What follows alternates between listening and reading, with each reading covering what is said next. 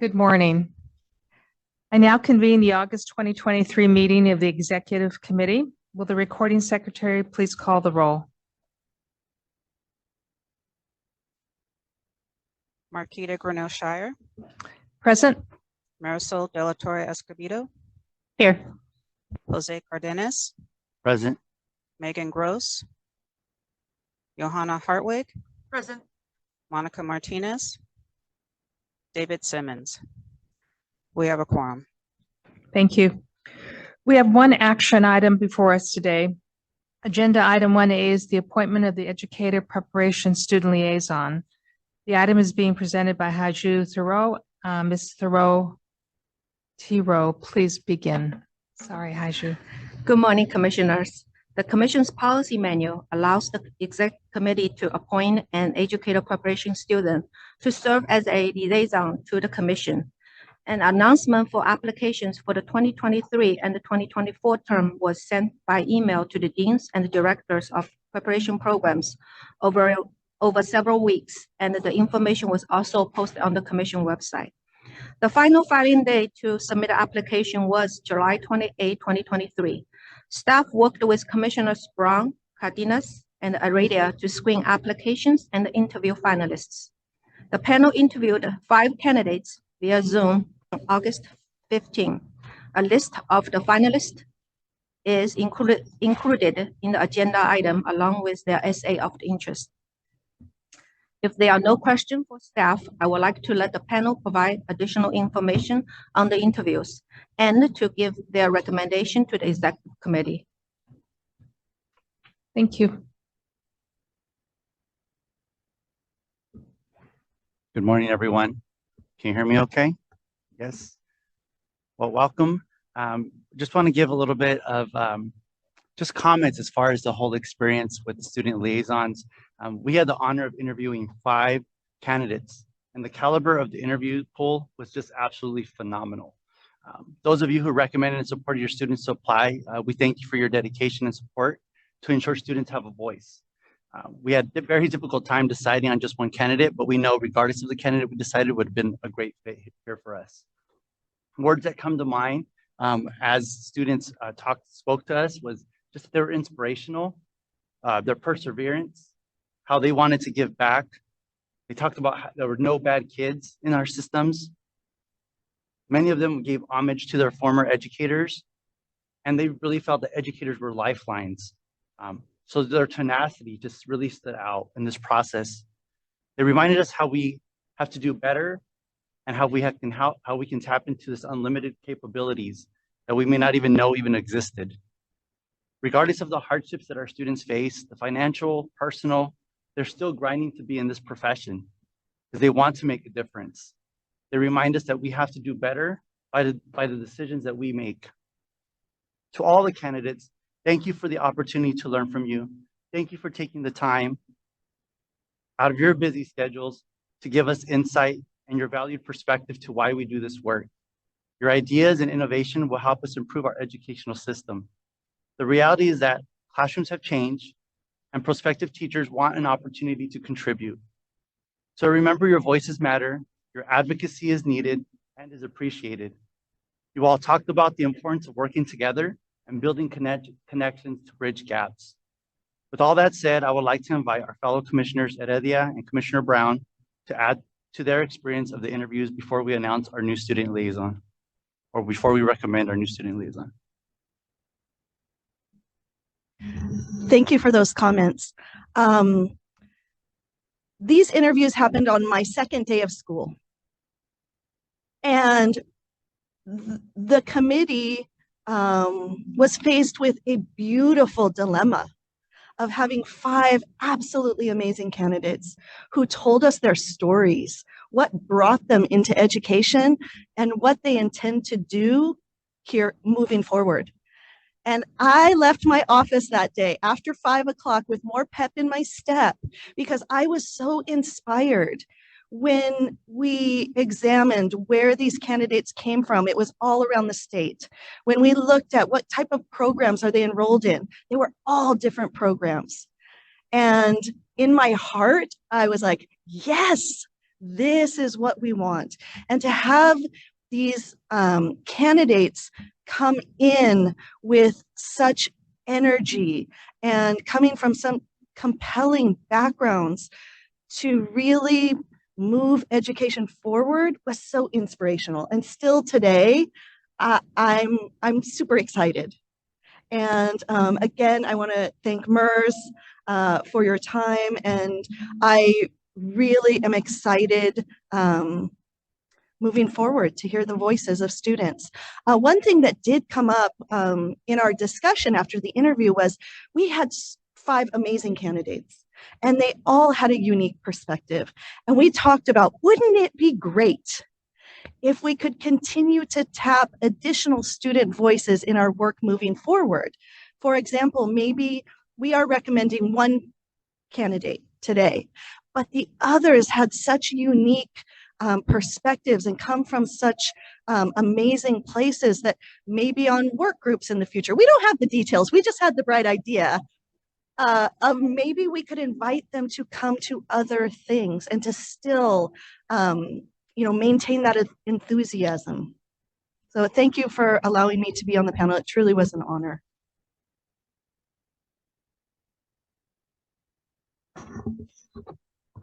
Like my colleagues, this was an amazing experience. Had so much fun interviewing these students and reading their applications. So 2 things I want to point out, and it's, one thing's already been said, is to expand the voice, the student voice on this commission. If we had our choice, we would have had all 5 here because of their unique backgrounds. They extend from someone who had to drop out of college for a semester in order to pay, to earn money to finish paying for his credential program, to someone who has, a double major and onto a 3rd major and just, really moving forward at a quick pace. But they all, as has been said, they all reminded us of why we're here. And the reason why I think it's so important for the student voice is that, they remind us is what should be happening in the classroom and their experiences. And that's what I think we need to hear more of, and because that would inform our work. I just applaud the candidates for their courage to apply, for their courage to come before 3 people that they have no idea who they are. In fact, one of them said, so what do you do for your day jobs? And what do you do for, this? I mean, like what, it's as if they want us to make sure that we were humans, and they wanted to see the human side of us. And that was a nice, a moment there too. But, thank you for the opportunity again. And thank you for Jose for chairing the committee. Appreciate having your leadership on this committee. Thank you. And I would be remiss not to say thank you to former student liaison Corey Jones, who also wrote in and gave her comments and gave her support and her willingness to connect. She reminds us that you are all enough and we all need you to be a voice for students in credential programs and in students in the classroom. Thank you also to student liaison MERS Tran. Let me say, every time you say something, we're just wowed. Your insights to our meetings, your perspective, your words resonate to our very soul and reminds us, each and every one of us, why we're committed to this work. We appreciate you for being present, being a voice, and an educational leader. We look forward to hearing about your teaching adventures. So at this point in time, we would like to recommend Ronald Wicks, RJ, to be our new student liaison. And thank you to the selection committee for your joyous work. What a great way to begin our day. I'd like to now open for public comment. If there are members of the public that would like to give a presentation, please notify the meeting moderator by submitting a request card to the recording secretary or clicking on the raise hand icon if participating through Zoom, or pressing *9 if participating by phone. Recording secretary, are there any public comments? There are no public comments. Thank you. The public comment period for this item is now closed. All commissioners are welcome to participate, but only an executive committee member can make a motion and vote on this item. On this note, do commissioners have any questions or comments on this item? Yes, Commissioner Brown. Good morning, everyone. I just wanted to say, as someone, as a liaison myself, it's been a real pleasure to participate in the selection of the student liaison. And there's a part of me that just, this idea of expanding the student voice, I just want to underscore. I know at my community college district, we've expanded the student voice into the Board of Trustees, and it's made a significant difference. So thank you, MERS and Corey. Yes. And for those of you and those of us that have had the opportunity to be in this position, to be listening to these students and knowing that there are future teachers, and here we are with the credentialing agency. And I would welcome all my fellow commissioners to have that take that opportunity. Thank you. Commissioner Cardenas, can you please restate the person who the committee is nominating? Ronald Wicks goes by RJ. Okay. Do I have a motion to appoint Mr. Ronald Wicks to the Educator Preparation Student Liaison position? Yes. Commissioner Hartwig? So moved. Is there a second? Second by Marisol de la Torre. Further discussion? All right. All those in favor say aye. Aye. All those opposed? Motion carries. Congratulations to our new student liaison. This concludes the business of the executive committee. The committee is adjourned. I now convene the August 24th, 25th, 2023 meeting of the Commission on Teacher Credentialing. Before we take roll call, I don't know if this is appropriate, but I'm going to do it anyway. I'd like to begin our meeting by recognizing the passing of Gary Sandy, our executive director's husband. I would ask that we take a minute or two of silent reflection to send healing thoughts to Mary and her family.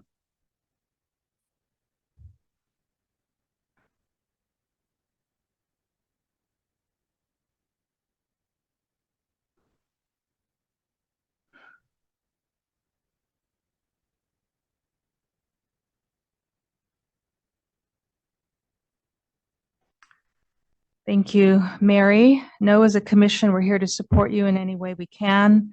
I also want to acknowledge and thank all the staff for your amazing work over these last couple of months.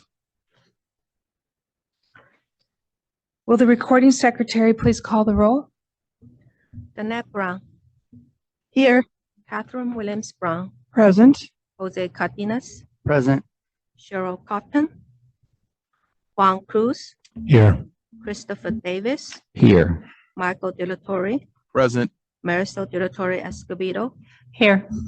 Anna Marie Francois, Present. Makita Gwino Shire, Present.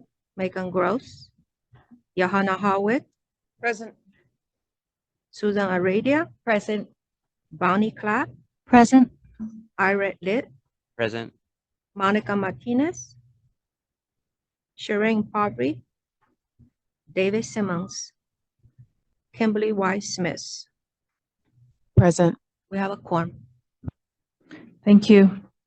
Commissioner Davis, will you please lead us in the Pledge of Allegiance?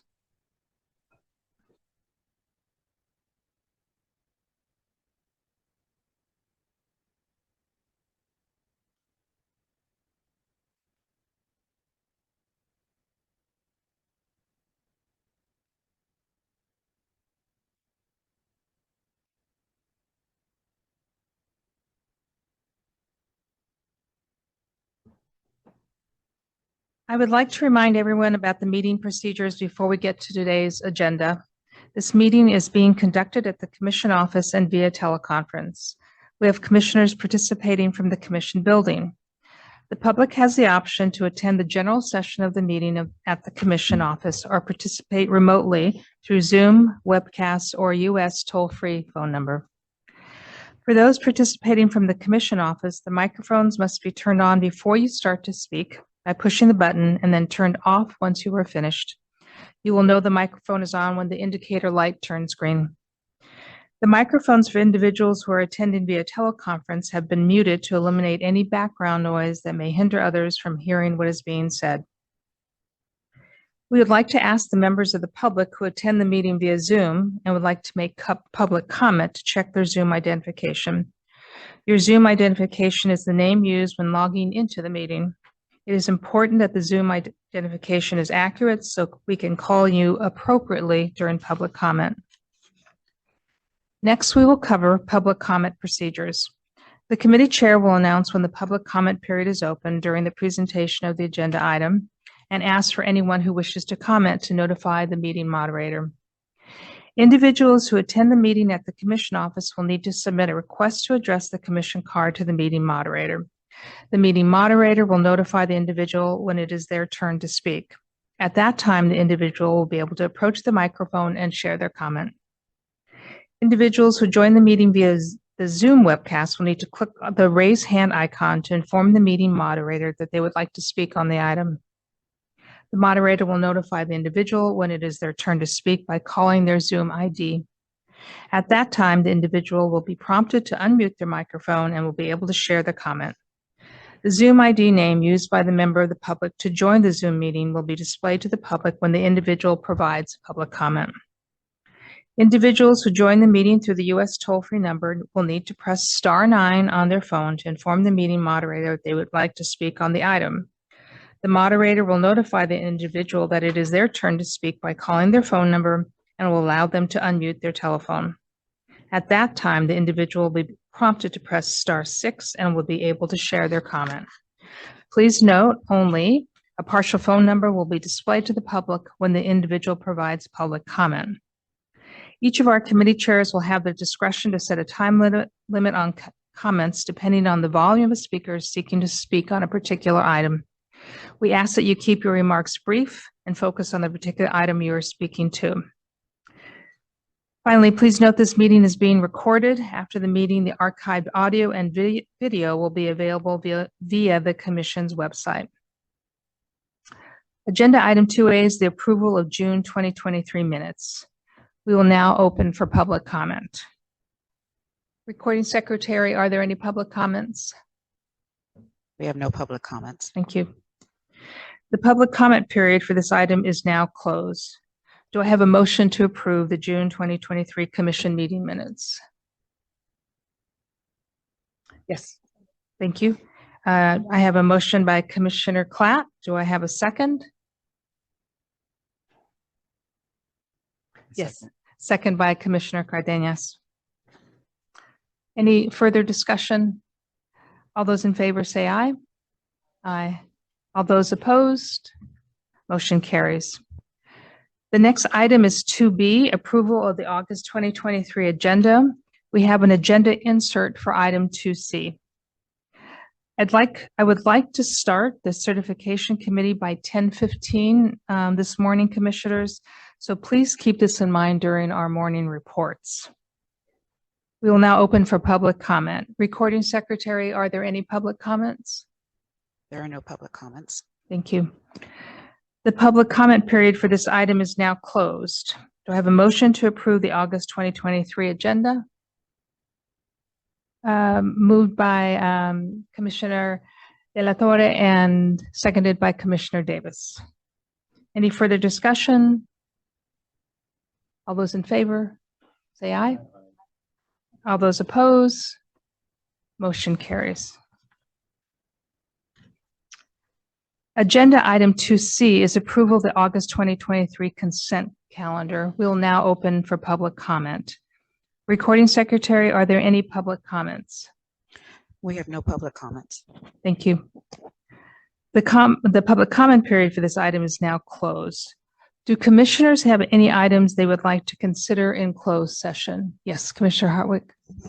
Good morning. I would like to consider number 55, Jeffrey Mead, number 57, Andrew Mendonca, number 60, Oscar Mojica, and number 61, Ronald Mushagian.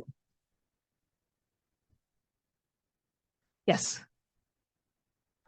I would like to consider number 72, Kenneth Ring. Thank you, Commissioner Clark.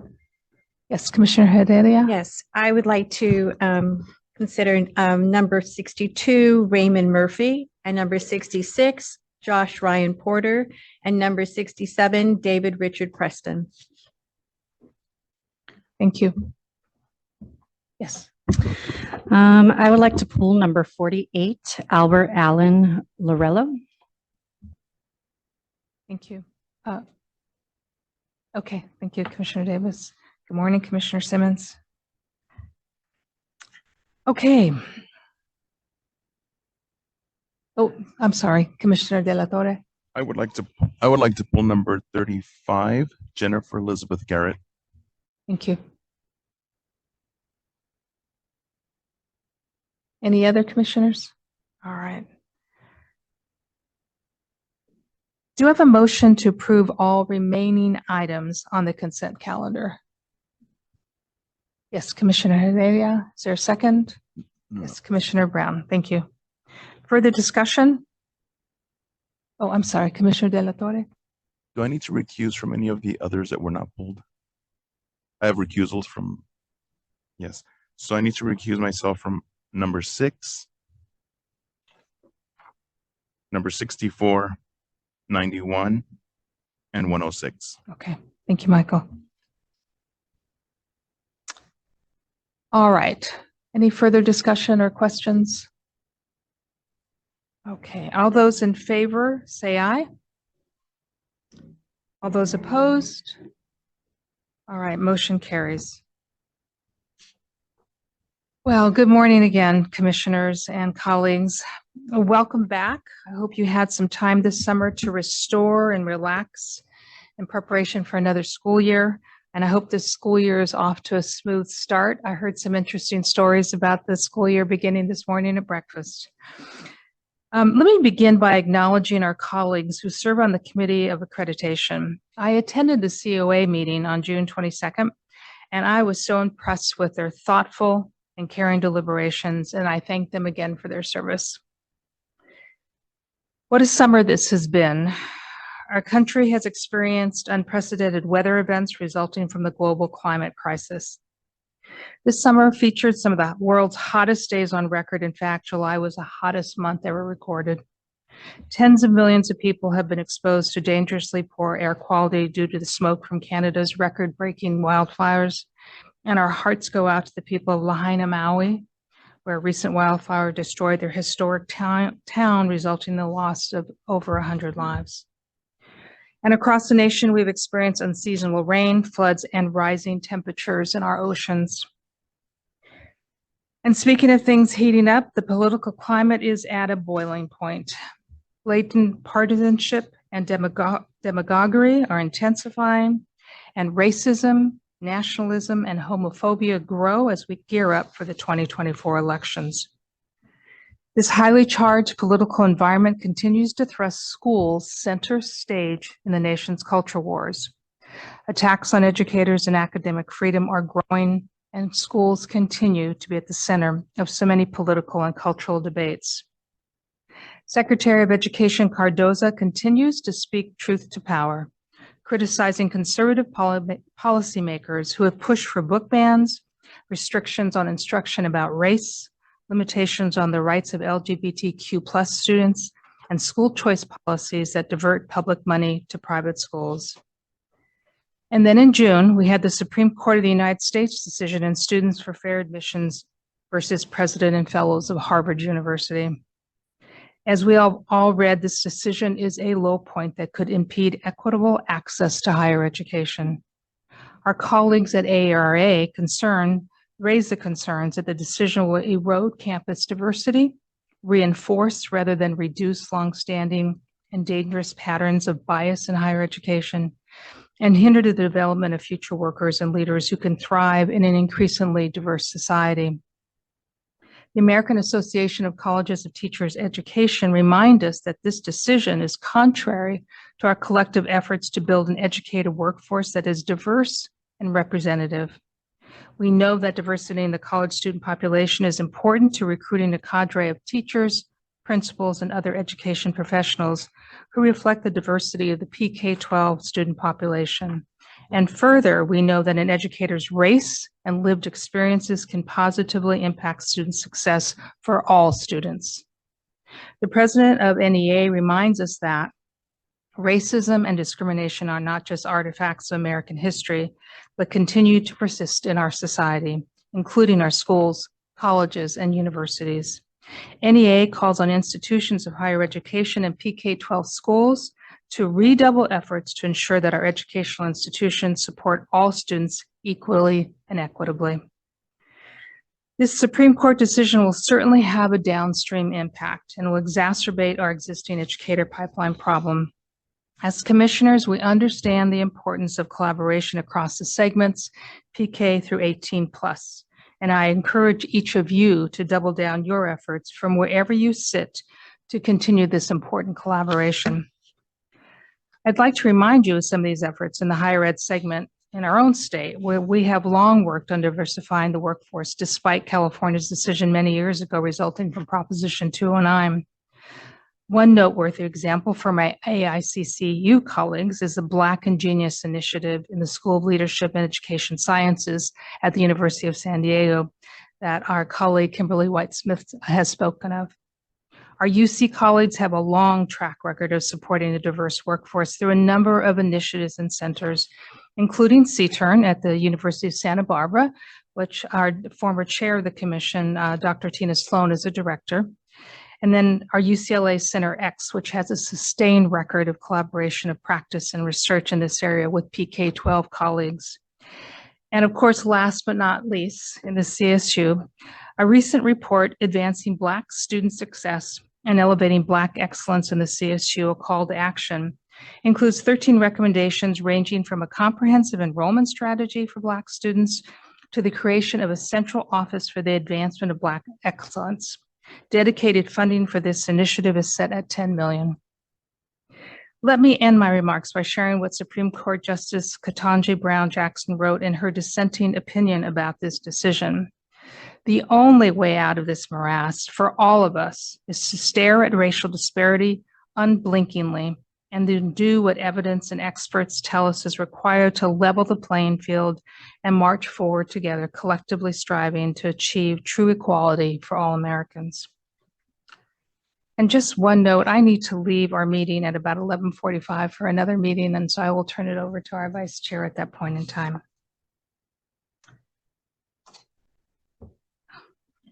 Now for our executive director's report, the interim director, thank you. Thank you.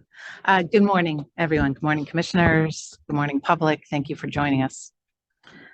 I too would like to thank MERS for her participation. We will miss you. And I'd like to welcome RJ, who will join us in October. The student candidate voice is hugely important to our work. So we thank you for that. And we look forward to meeting RJ. I also would like to add on behalf of commission staff and myself, our condolences during this sad and difficult time for Director Mary Dixie Sandy and her family. We miss Mary's unwavering leadership, and in her absence, management and staff have been working diligently to accomplish the goals set forth in the strategic plan recently adopted by the commission. And we hope to welcome Mary back with us soon. Thank you. Do any commissioners have items to report? Commissioner Francois.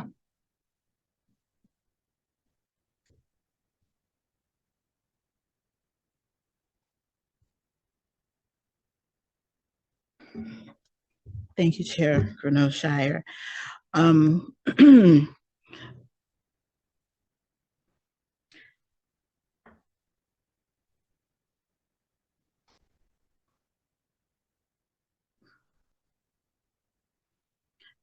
think I speak for all of us when I say that our hearts go out to Mary and her family, and that at moments today, I think that her presence is in this room and we will all feel it. And I want us to give ourselves permission to sit in that space and embrace her and her family in whatever way we see fit for ourselves and for her.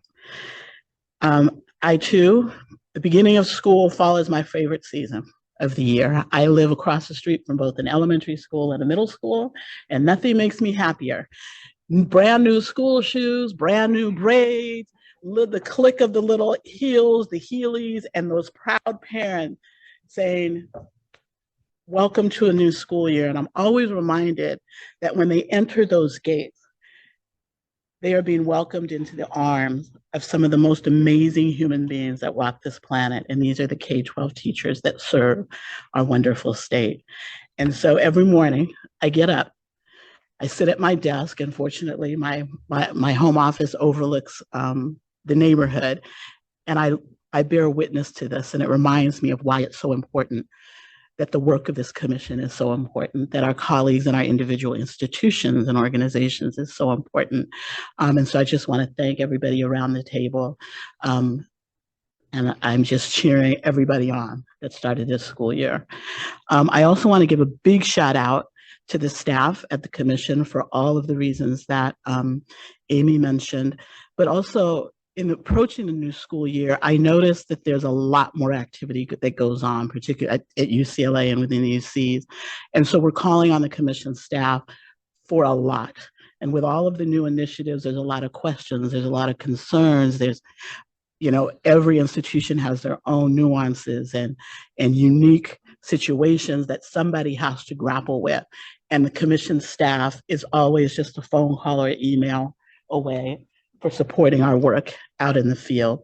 And I've noticed a trend in the UCs that we're starting to call people, the commission staff, out by name, and out in a good way, right? Like out in a bad way, but out in a good way.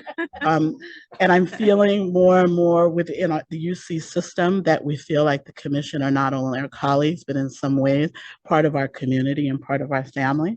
And so all of you in the room, even if we haven't talked to you in the last literally 2 weeks, because I think I've had conversations with folks in the last 2 weeks, we see you and we appreciate you. And I hope you all had time to restore and renew during the break. Having said all of that, I actually have a commissioner's report, and I'm going to try to get through it.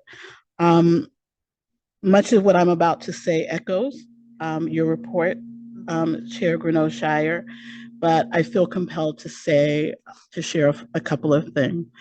First is that since our last commission meeting, there have been some sobering moments as the Supreme Court of the United States issued opinions that directly affect our institutions of higher education, our K-12 schools, and our families, particularly families in our most struggling neighborhood. So I want to share some of the remarks that the UC President, Michael Drake, has shared over the course of the last 2 months since we met last. First, his remarks around the Supreme Court's decision regarding the use of race in college admission. We're disappointed in the Supreme Court's decision to bar the use of race in college admission, a valuable practice that has helped higher education institutions increase diversity and address historical wrongs over the past several decades.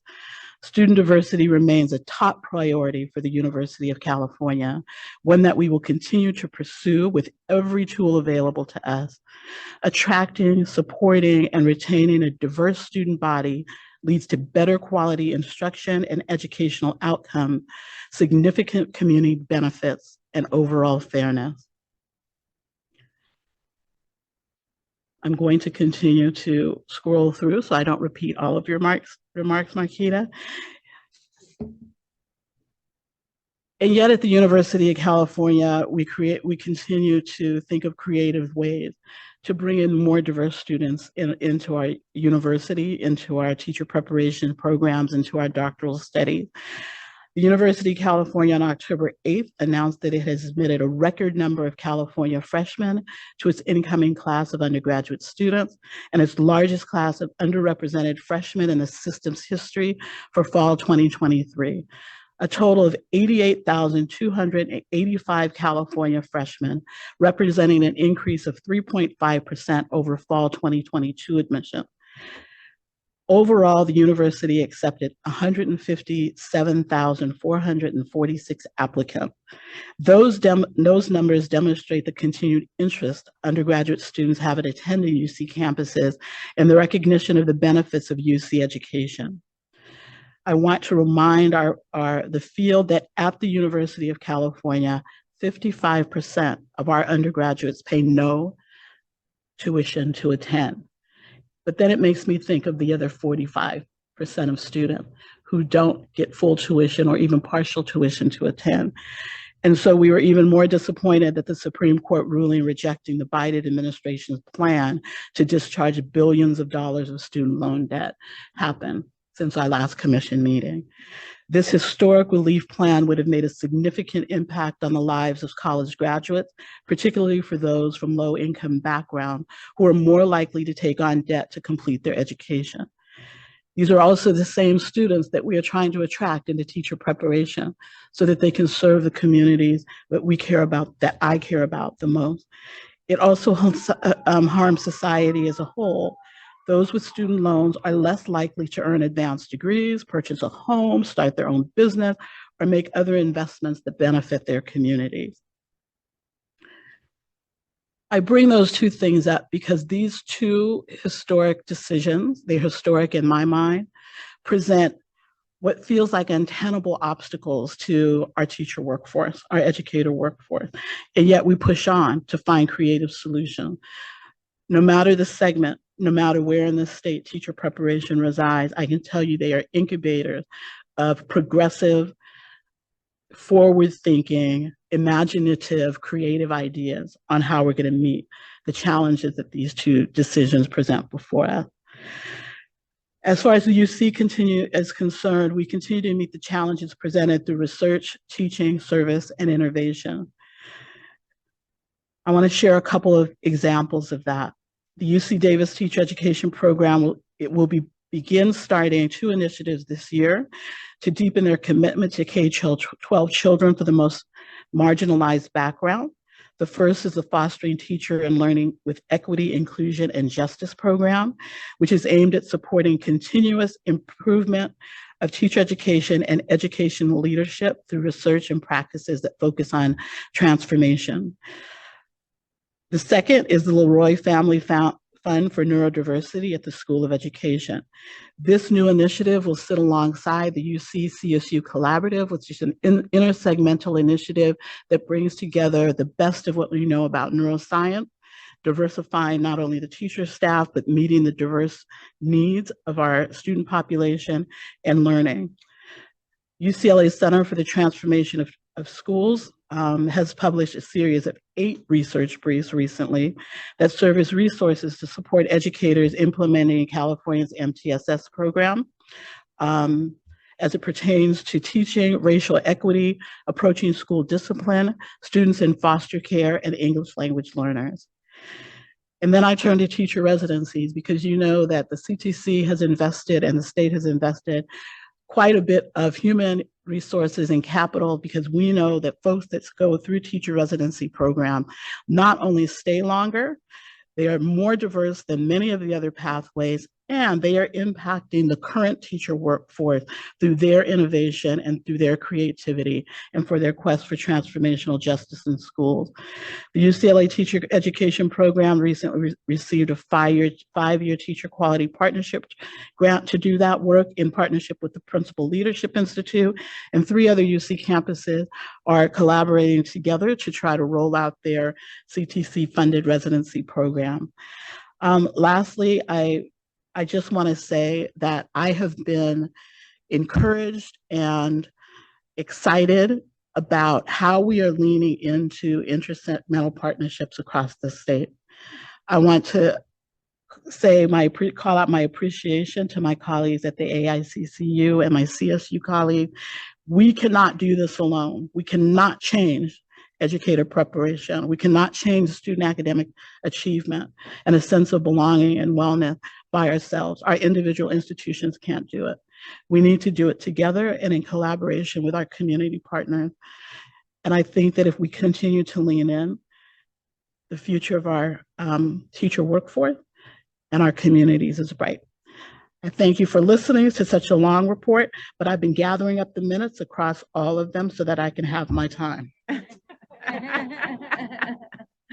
Thank you, Thank- Commissioner Francois. Do other commissioners have reports? Commissioner Brown.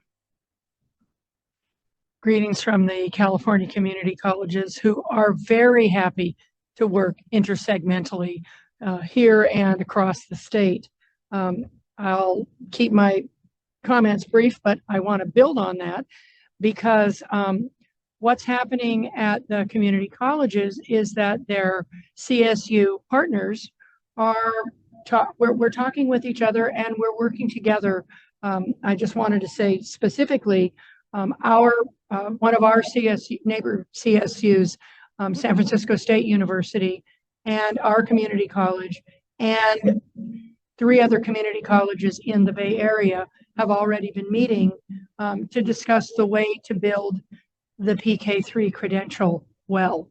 And that's really exciting. So soon, when you look out your door, you'll be seeing TK children and you'll be seeing P3 teachers who are going to help push up some of the most important messages about how teaching and learning can be done well with the whole child and family community. So really excited about that and excited to be able to tell you that. In our district, we were able to work with the California Senate to put together a pilot program for free tuition for a 5-year project with our district. And not surprisingly, I have waiting lists for all of the classes that I've started already.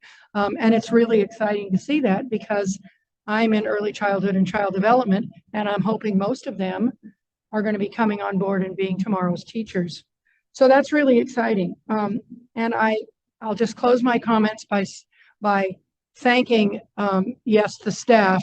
I just spent 2 days with the Child Development Permit Revision Work Group, and Debbie and Renee, it was really something. And I know it's on the agenda, so I won't say much more than that, except that for those of you who are in the audience who have been around and who know about this work, it's really exciting to see people around this table, all of whom know about what it takes to teach, and they'd like us to do everything.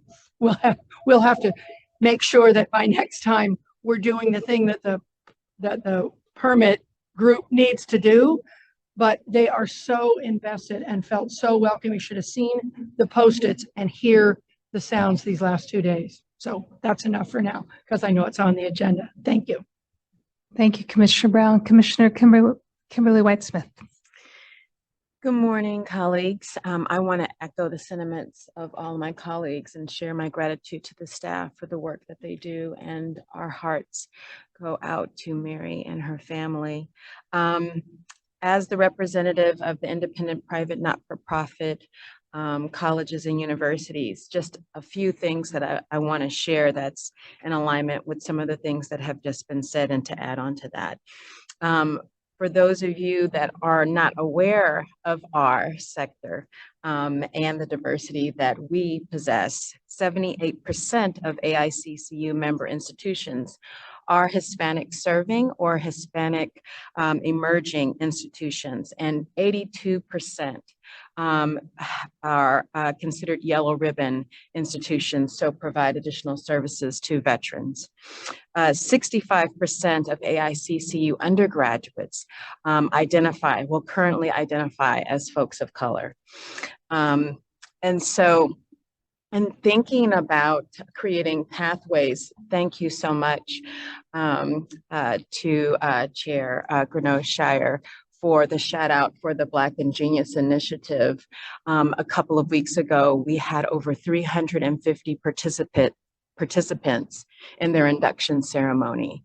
And to see that in the midst of also experiencing on campus at the same time, a group that was anti-affirmative action meeting to discuss, to celebrate the Supreme Court ruling really gave me hope that there are ways in which we can continue to do this work and knowing the imperative that we have before us. As a state of California, I feel because we have been experiencing this attack since the 90s, we have a unique position in this. We've been doing this work in higher ed for a long time.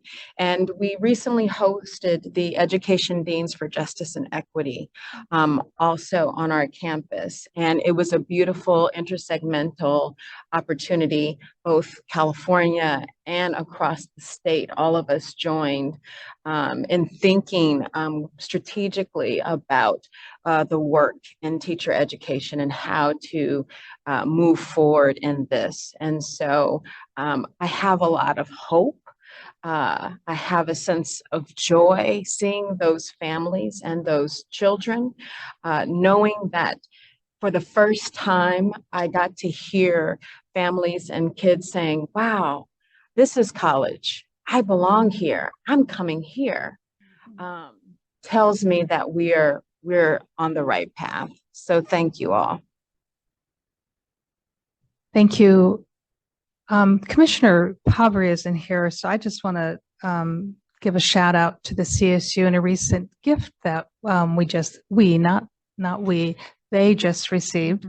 The related to the PK3 specialist instructional credential, the Balmer Group, make sure I'm getting this right, Connie and Steve Balmer just gave $33 million to the CSU, 11 to CSU Long Beach, and $22 million to CSU Dominguez Hills to help establish BAs in early childhood education and the new credentials. So thank you very much on behalf of the CSU. Do any other commissioners? Yes, Commissioner Davis. Good morning, everyone. I'll try to keep my remarks brief because 10:15 is 10:15, right? I want to say that, I've had almost no break this summer. And I'll say no break because the work that we're doing is work that is ongoing. And I started my summer with Commissioner Brown, and we were able to guest lecture at a class at San Jose State. I'm going to get the title right. I actually wrote it down.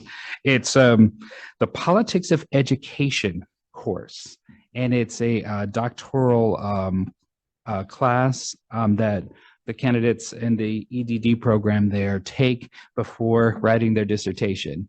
And our topic, a P-3 credential. And I wanted to say thank you to Commissioner Brown for co-presenting with me. And also thank you to Renee Marshall for getting us all of that beautiful information in the form of a PowerPoint. Thank you.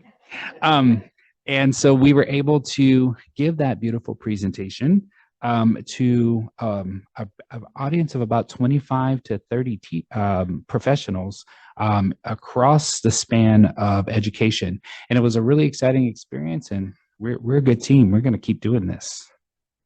And then the next week, I was featured on a podcast called the All of the Above podcast. And if you're interested, it's episode number 106. And I talked about my role here on the commission, also talked about my role as a teacher, a classroom teacher, but also the exciting things that the state is doing to attract teachers, especially BIPOC teachers. I also got to talk about my work at Stanford at the MBRC and what we're doing to help teachers not only clear their credentials, but teachers of color in our BIPOC cohorts, which is also in item number 3A.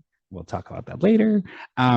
Get through the process of national board certification. So I've had a pretty busy summer with that. I want to say a couple of things, and I would be remiss if I didn't send my condolences to Dr. Sandy's family. And I've been trying to keep Dr. Sandy's spirits up a little bit by communicating back and forth with some funny memes and some light humor throughout her husband's journey. So I wish her and her family the condolences, and I hope Dr. Sandy is back with us soon. I also want to say thank you to my new best friend, Mers Tran. I am going to miss my lunch buddy. And trains will never be the same. Never thought I would say that, huh? Also, I want to say that I'm very hopeful because I keep hearing so much about the child development work groups and the work around the P-3 credential. Again, I was kind of lost in a forest somewhere when this whole discussion began when I first started here on the commission. And now I feel like I have a super deep understanding of what that undertaking is, and it is monumental. It is huge. And I want to thank everyone who's been on those work groups and the folks, if you don't know what it's like to establish a whole credential, wow. It's taken a long time, but we have the right folks for the job and they're doing the work. I appreciate it. Thank you. Thank you, Commissioner Davis. Commissioner Heredia? Try to make it really short, sorry. So, you know, Catherine, the TK, the excitement of the credential, and all of those of you who are really embedded in that, I too get excited seeing the kids go to school as a school board member in my district for 23 years here. So it doesn't lessen as the years progress, and especially as a former elementary teacher. But this year, start of the school year in my district was especially exciting because we had the opening of the full first dual immersion school in my district. And it only took me 20 years. But it opened with TK and K. And so there was an initial, thought that we only need a couple TK classrooms and maybe two kindergarten classrooms. Well, the kinders doubled to 4 and the TK I think is up to about 3. And so I got to be there on the first day of school and watch the kids and see that, these are like, oh my gosh. My family said, there's a little more chaos in this class than in the kindergarten classes right now, but chaos is good. It was the play. It was the play of learning language and how language is fostered, and kids make meaning through the use of language. And so even if they spoke Spanish, there were some Spanish speakers, and then there was the English speakers. But anyway, I'm watching that school closely, and I want to thank my partners at Sac State University, the College of Education, who are not only the consultants on opening that school, but also supply the student teachers. So it is a really great partnership to grow the school. So the school will grow every year by 1 grade until it gets to the 8th grade. And so I am watching this closely because I am concerned about just, staffing those with the new credential, staffing schools, the other schools in my district. And so then finally, this was even more special, this school, because the community wanted to name the school after my family. And so that just made it even more, more special to do this. And so I was lucky that I had my Sac State professors there. I had my cooperating teachers who supervised me in learning to teach there. It was just a spectrum. And my former students who I taught at Sac State in the credential program, who are teachers, who've been bilingual teachers for many, many years. So it was just a great celebration. So really going to watch that school and make sure that those kids, and watch what happens to language learning in that school. Thank you. Thank you, and congratulations, Commissioner Heredia. What a great honor to you and your family. Do other commissioners have any reports? I'm looking at the clock. Commissioner Simmons, thank you.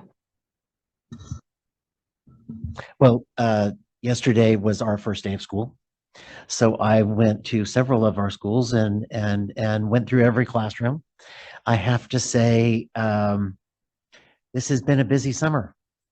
Of I think you hit all of California's challenges in your remarks this morning, except for the housing crisis. So I will bring that into the room. One of our communities is Isla Vista, Isla Vista, which is next to UCSB, and you probably know it from their Halloween parties.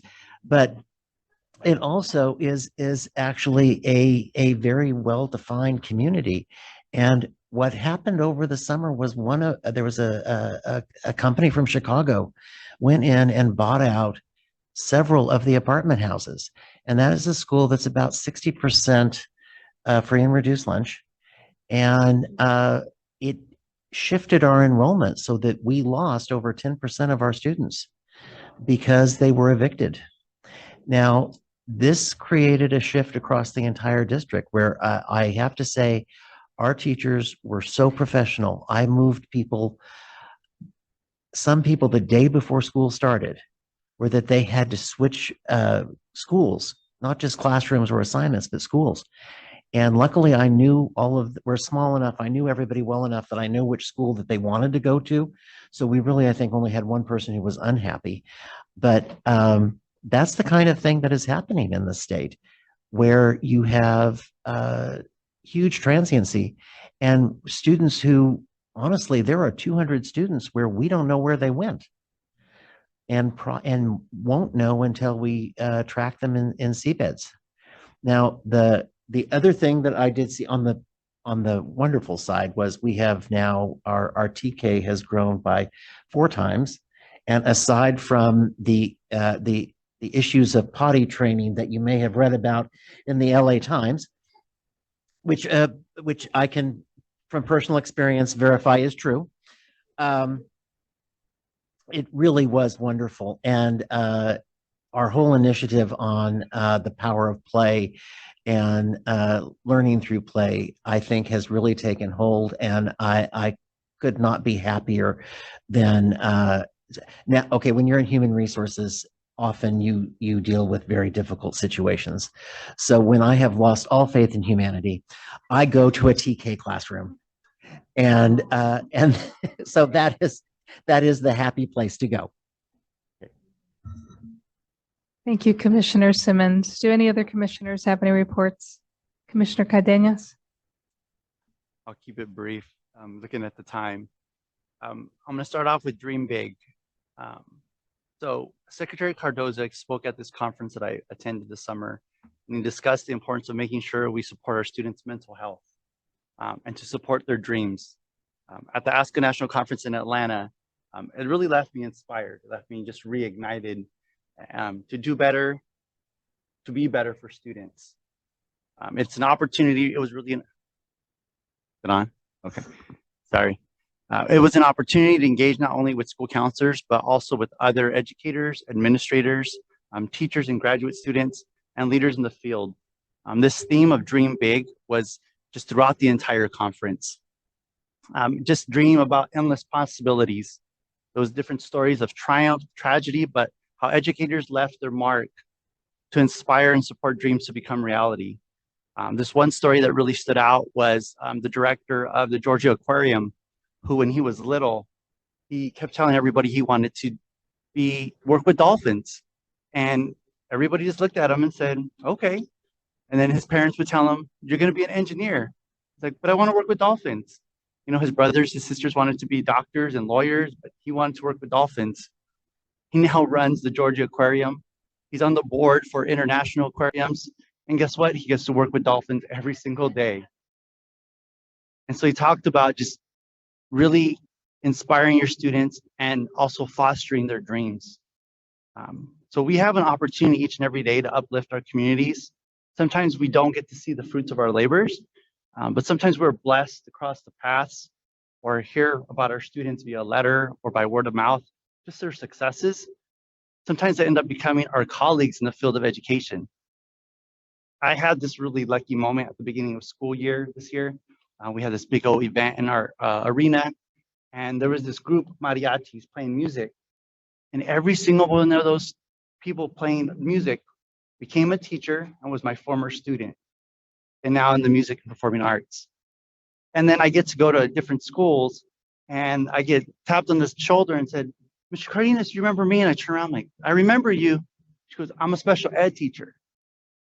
And then I see another former student who is a school counselor, and it's over and over, right? And we're just reminding me like the reason why we're doing this work. So for the first couple weeks of school, yes, I said weeks. We started 3 weeks ago. We've had TKs on our campuses.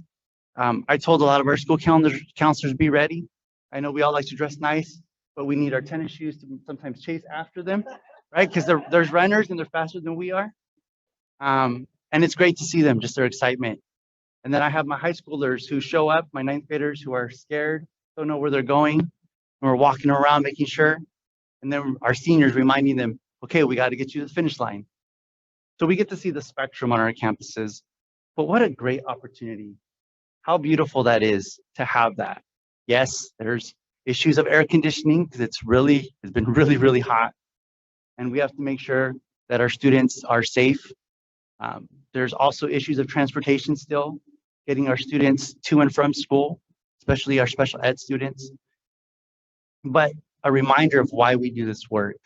I would be remiss to say thank you to all the educators out there who give up so much of themselves and just to really help our students dream big and to make their dreams possible. So again, thank you, everybody. I'm looking forward to this year and looking forward to another exciting year with a lot of adventures. Thank you so much, Commissioner Cardenas. Do any of our liaisons have any reports? Yes, liaison student, and I hate to do this, but I'm going to remind you that we're getting close to 10:15. That's what happens when we go down the list. Sorry. Good morning, commissioners. It is my last official meeting with the board. And I remember my first impression of the commission. I was really intimidated. I was like, oh my gosh, this is big boardroom, but I was immediately assuaged just from seeing your warmth and your humanness showing that with me.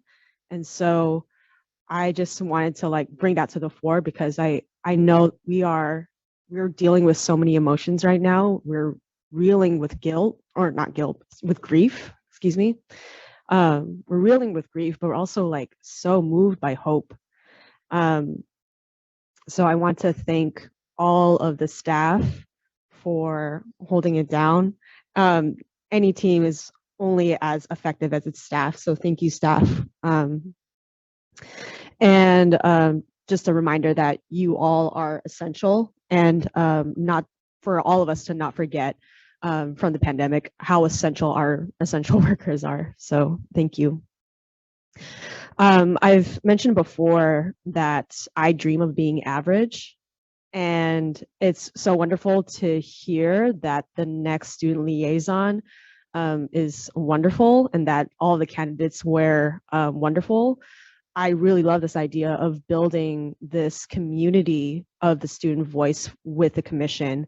And I think I love to think that all prior and past student liaisons feel the same and that this experience has changed me for life.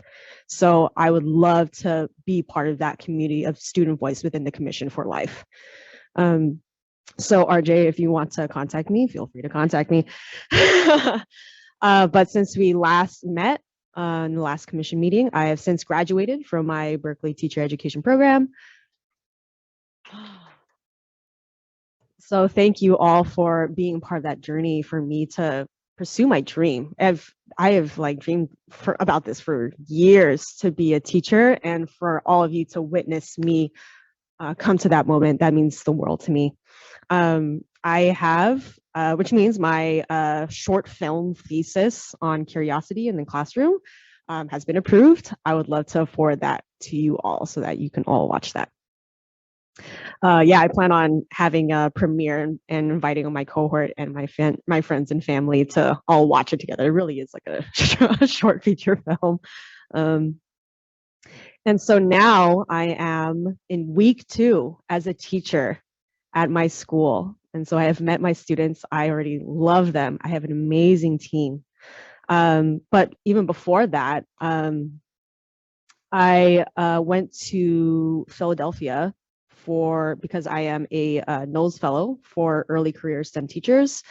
And I truly think that the dream of me being average is closer than I think. And I've been so lucky and fortunate to meet so many amazing early career educators. So I think I need to think of a new dream soon because I think it's coming really close. But I am so grateful for my team at Latitude High. They have such an ambitious vision for what education can be, even within our projects, since this is a project-based learning school, the projects for the biology class that I'll be teaching will be around investigating the phenomenon of Lake Merritt and what happened at August 30th, 2022, when suddenly much of the marine life within the lake suddenly died. So students will get to investigate what happened at the lake, collect and investigate their own data, collecting their own data in the field at Lake Merritt, and then also talking with researchers that have worked on this case to prevent another fish die-off from happening this year. And later within the school year, our vision and ambition is to have a youth-led summit and campaign for harm reduction and dealing with addiction of all kinds in Oakland. So our vision as a team is to have youth making and leading a difference right now, taking action right now on dealing with addiction in our communities.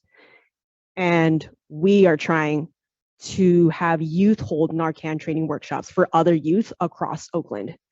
So these are the ambitious kinds of learning experiences that youth deserve. And I am so honored to have such a supportive team from my fellows, from my team at Latitude, and from you all. I deeply believe in a village mindset, and you've modeled that for me of how much your humanity shows in this room. And I'm so proud to call each and every one of you as part of the village that has raised me. I deeply feel that. And I see that how each and every one of you shows up for each other, and that will stay with me for life. So thank you. You have modeled what it means to be an educator and a leader for me. I will take that with me. Thank you.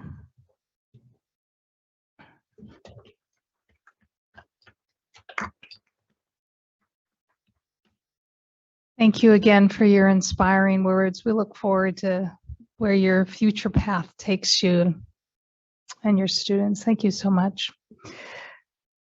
Liaison Rodriguez, I think you might have the last word. Yes, thank you. And I will keep my comments under 30 minutes. Just kidding. Good morning, everyone. Did you Good say morning. 3? Did you say 3? I said 30. Good morning, everyone. And I want to send my heartfelt condolences to Director Sandy and her family. This is the news of Gary's passing has been absolutely heartbreaking, and I cannot imagine how difficult it is for them. And I just want Mary and the family to know that I'm with them for anything that they need, and it hurts. It's really was very sad news. And I want to thank all of you for your comments, and student liaison Merge Trends. I wish you all the best. I've really enjoyed your updates and hearing your growth. And yes, we are a community. This is you can feel the humanity in the room. And I wish I were there with you, but I will see you at our October meeting. So my update this morning, after 4 years and 3 significant revisions, the state board adopted the K-12 mathematics framework at its July meeting. The framework incorporates new concepts to teach the California Common Core state standards for mathematics. This includes organizing lessons around big ideas, sparking student curiosity through inquiry and open tasks, adding relevancy and authenticity to lessons, and integrating data use into math instruction. Additionally, the framework provides a guidance around a range of instructional options, including personalized learning, differentiated instruction, strategic grouping, supplementary course-taking opportunities, and acceleration to meet the needs of high-achieving learners, as well as those in need of greater assistance. SBE adoption of the framework was supported with a statement by the major K-12 associations and advocacy organizations. Staff is currently making technical edits as directed by the board and anticipates final posting in the coming weeks. And a huge shout out and kudos to CTC staff who are already beginning the groundwork to align the teaching performance expectations to the new framework. In July, I was able to attend the California MTSS conference in Anaheim. MTSS is a part of our TPAs in the induction process, and I believe our new counselor framework as well. As you all know, it's a framework for schools to offer targeted support and interventions for all students based on their own personal, academic, behavioral, and social emotional needs. Leveraging data into collaboration. The goal is to create a foundation that allows every student to succeed while preventing more serious issues from occurring.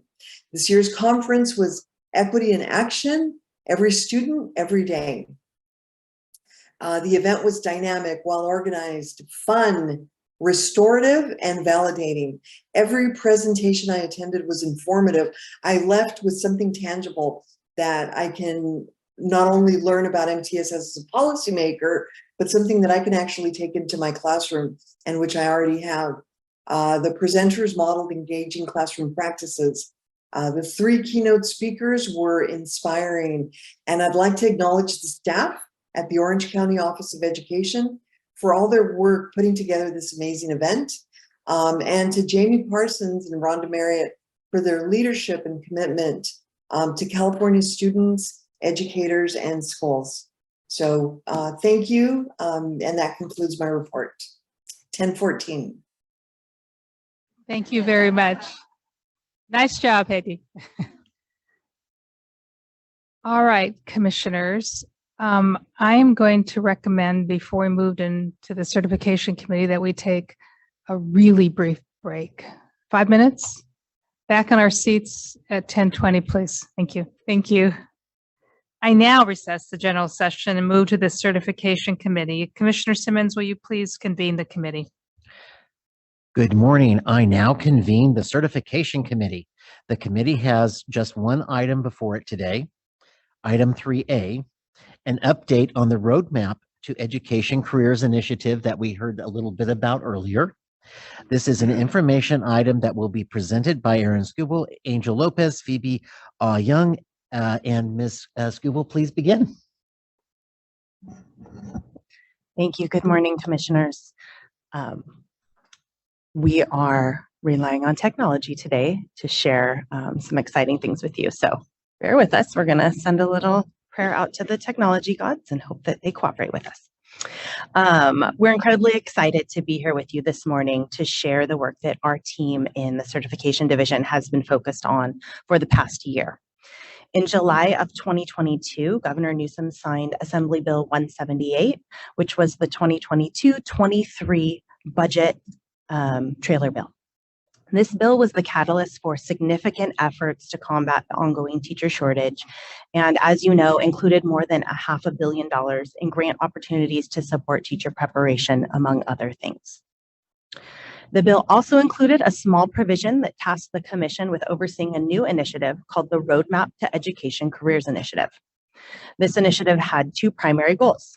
One, to provide direct, real-time support to individuals who are interested in becoming educators. And 2, to create a multifaceted web portal intended to help credential candidates navigate the licensing process. The trailer bill provided the Commission with the needed resources to achieve these goals, including 8 positions dedicated to serving as education career guidance counselors to support those that sought entry into a career in PK-12 education, and another position to assist with the development and maintenance of a multifaceted web portal on the Commission's website. So over the past 12 months, the Certification Division has been hard at work hiring, onboarding, and building this new team of education career counselors. Once on board, the team began developing the amazing resources that you are about to see. This team, led by Angel Lopez and working in partnership with our colleagues in our Commission IT and our Professional Services Division, have created something that the Commission has never been able to do before. To me, it really feels like the team has taken our website from black and white to color for the first time. As you can probably guess, I'm really proud of what the team has accomplished in less than a year, and I can't wait for you all to see the efforts of this initiative. Hopefully you've already taken a sneak peek by looking through the item and perusing the websites. As with any public-facing resource, these pages and tools are a living resource and will continue to be modified and refined as we receive feedback and input from the public, and of course from you all today. So with that, I'll hand the presentation over to Angel and Phoebe, who will take you on a tour of our accomplishments on the Roadmap to Education Careers Initiative. Great. Thank you, Erin, and good morning, Commissioners. The Certification Division identified 4 primary goals to support the efforts of the Roadmap to Education Careers Initiative. Goal 1, to provide education career counseling and support. Goal 2, to improve credentialing information web resources. Goal 3, to improve messaging and outreach to promote the profession. And Goal 4, to further upgrade the Commission's web-based systems. These goals have significant overlap and required staff to consider our efforts in a holistic way. The first area of need staff addressed was external communication from the Certification Division. While email remains the primary method of communication regarding certification requirements, a chat system has also been used for several years and has been updated with a variety of new features as part of the Roadmap project. These updates to chat had an immediate impact on our communication. Some of the updates include automated responses that include links to existing guidance on our website, which reduced the number of people who reach an analyst directly while still providing the necessary information. Chats can also now be saved for future reference by the users. As opposed to direct phone calls, using a chat system allows analysts to assist multiple individuals at once, and this has led to a noticeable drop in emails received by the Certification Division by 10.39% over the same period in the previous school year. The enhanced chat system furthers staff efforts to provide timely, accurate, and informative support to as many individuals as possible. And actually, to that end, in fiscal year 21-22, we handled 21,048 chats, and that was before the updates.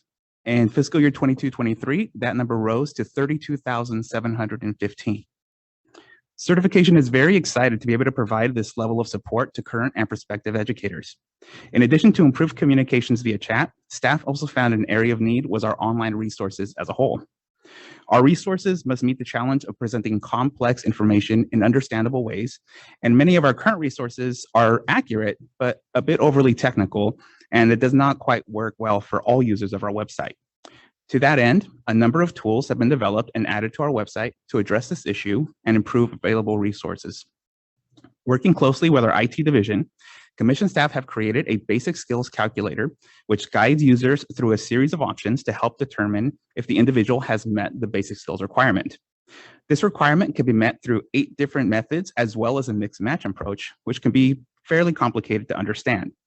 The interactive resource allows for the presentation of options in a totally different format than ever before, and it also includes built-in tools to provide real-time information on each of the options. And I'll now pass things over to my colleague and also one of our education career counselors, Phoebe Al-Young. Thank you, Angel, and good morning, Commissioners. The Basic Skills Requirement, or BSR calculator, can be accessed on the Tools for Credentialing page, as well as through the sidebar on the right side of the page. This sidebar, which contains links to several useful pages, can be found on all the Roadmap to Teaching web pages. Let's try the BSR calculator now. This tool is designed with each of the sections of BSR on a different tab. Hovering over the question mark will provide more details about what can be used to meet the requirement through a specific option. For example, hovering over the question mark for the college course option will explain what type of course can be used to meet the reading requirement. The exam options will list the minimum score needed to meet the requirement for that section of BSR. Once an option has been selected, the user can then click Proceed to Writing or click the Writing tab. After selecting an option for writing, the user can then move on to the mathematics section.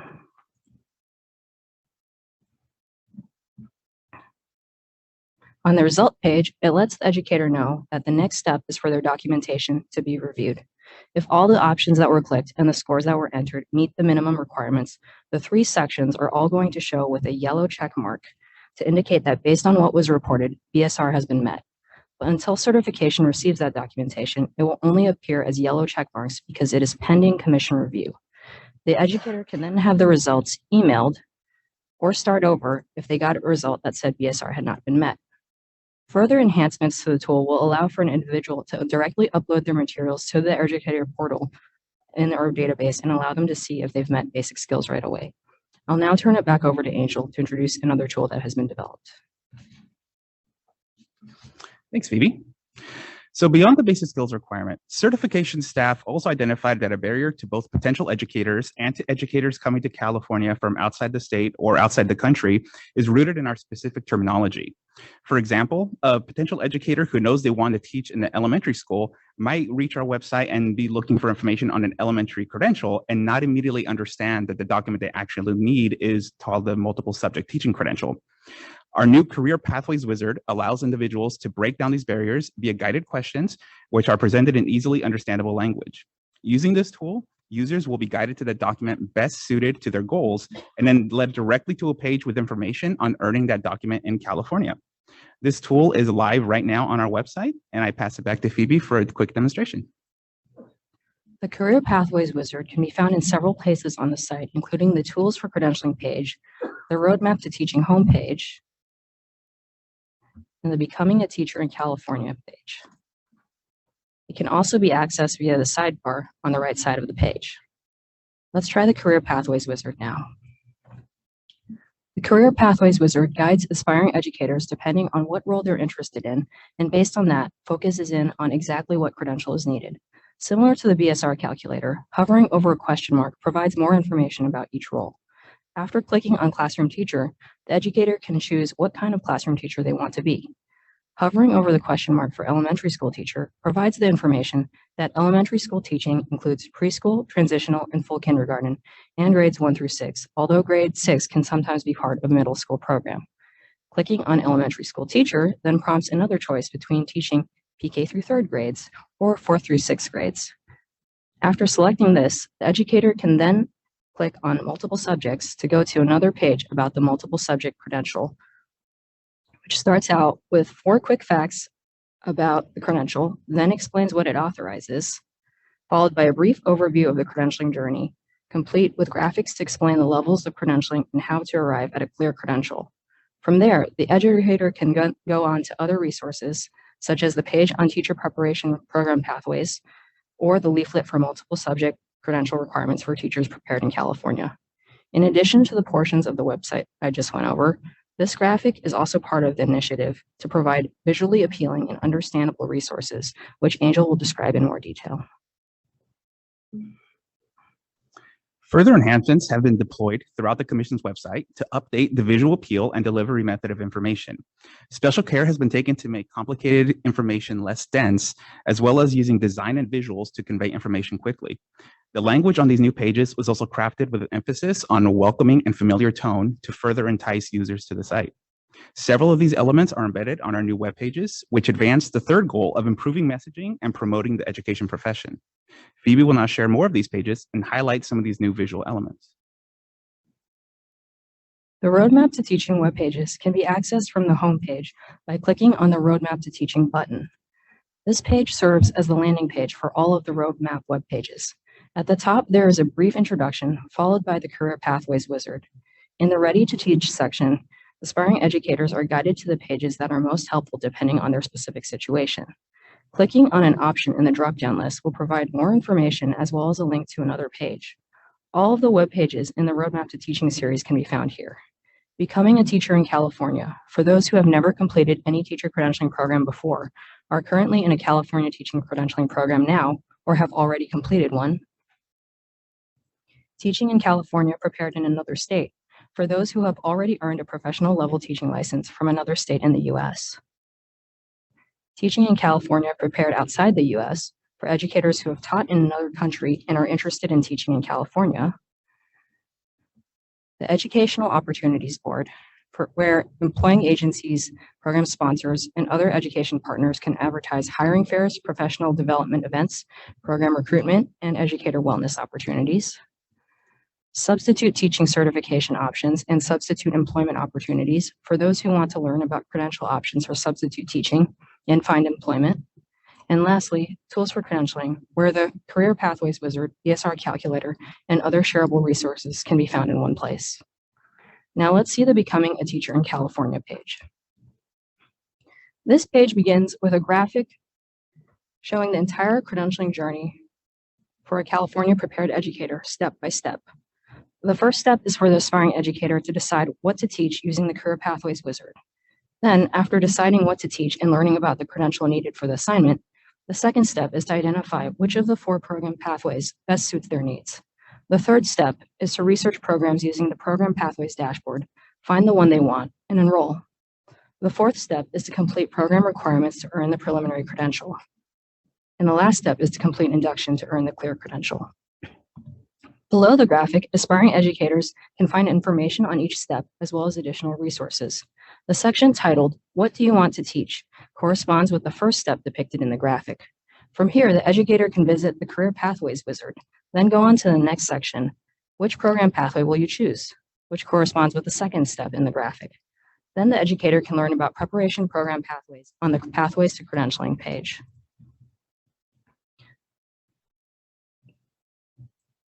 This page explains the 4 types or pathways of California teacher preparation programs: residency, traditional, integrated undergraduate, and intern. There is a graphic showing the basic structure of each pathway, as well as a link to the page for that specific pathway.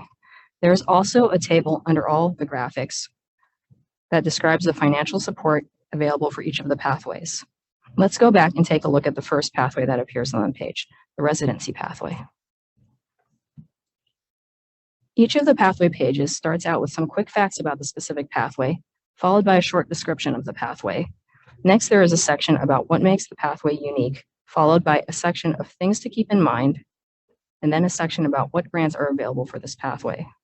At the bottom, there is a data dashboard showing the list of institutions offering preparation programs for this pathway, which was created in partnership with our colleagues in the Professional Services Division. The dashboards currently present information on multiple and single subject programs, and we are working on adding information for education specialist instruction programs. Clicking on an institution's name will bring a link to the institution's website, and clicking on multiple subject or single subject allows aspiring educators to filter.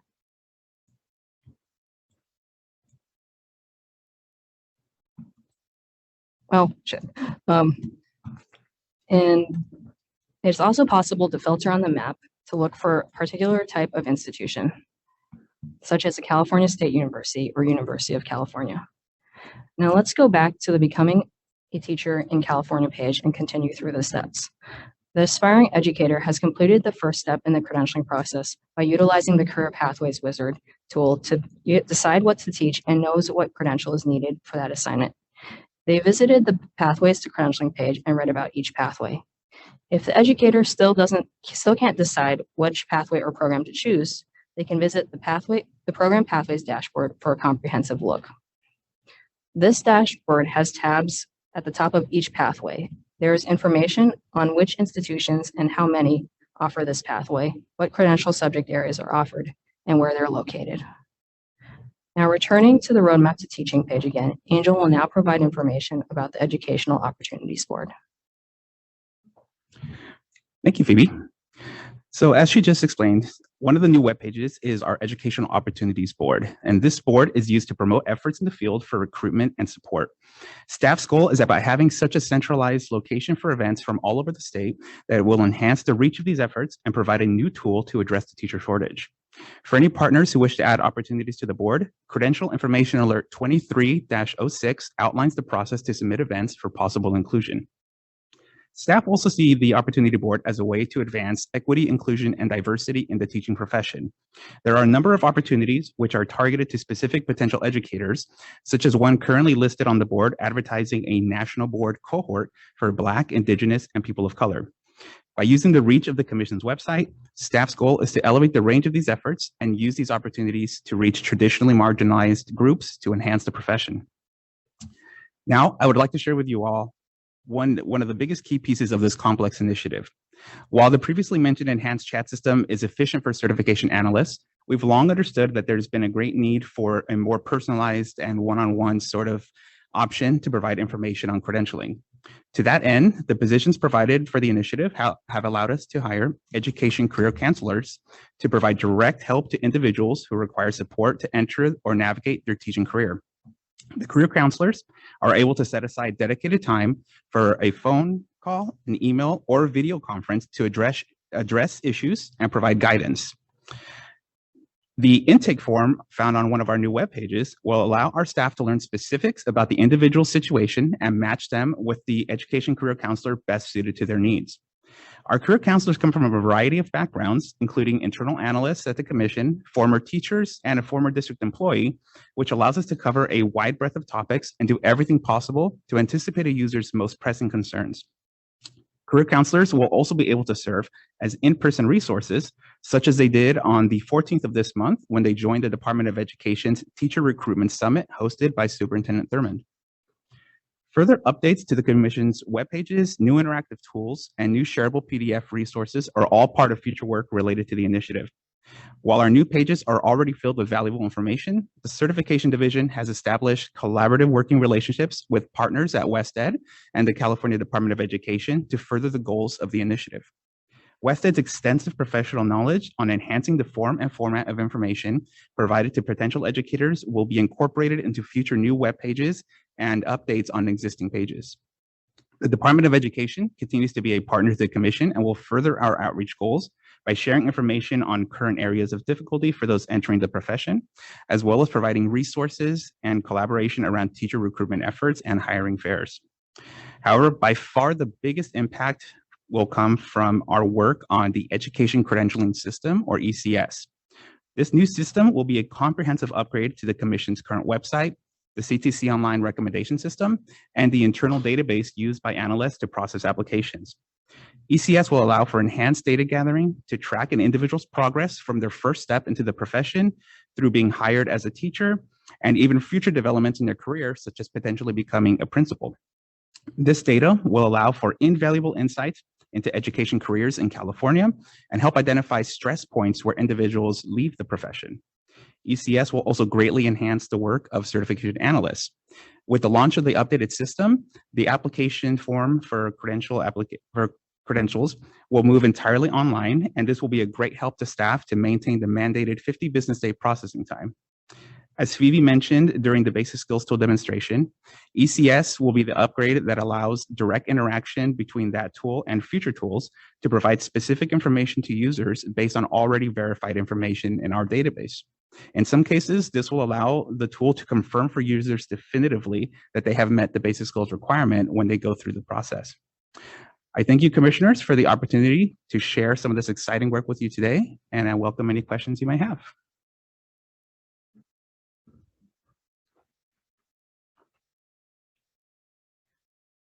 I just want to say this is amazing. And okay, we will now go to open for public comment. If there are members of the public that would like to give a presentation, please notify the meeting moderator by clicking on the raised hand icon if participating through Zoom, or pressing *9 if participating by phone. Tanya Golden. Recording secretary, are there any public comments? Yes, there are. Tanya Golden, please step up to the microphone.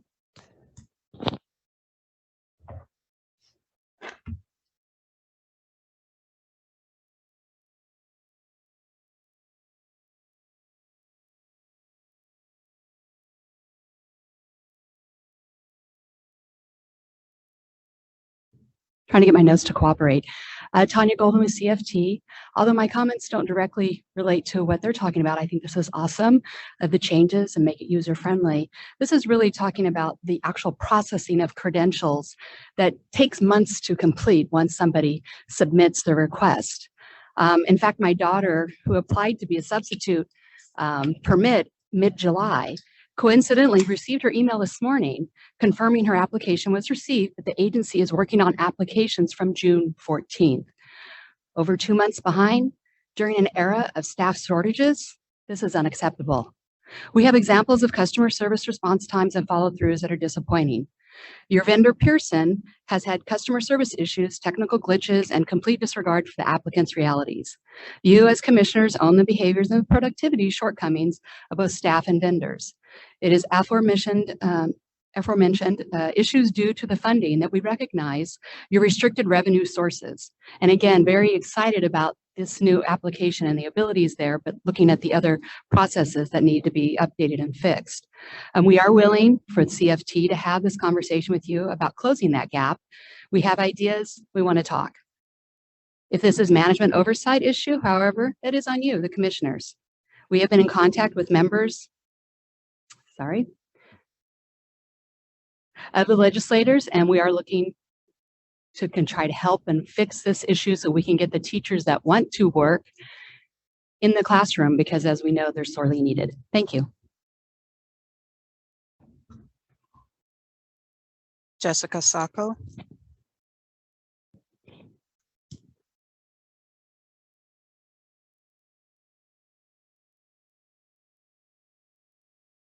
There it goes. Good morning, Commissioners. Jessica Sacco with Children Now.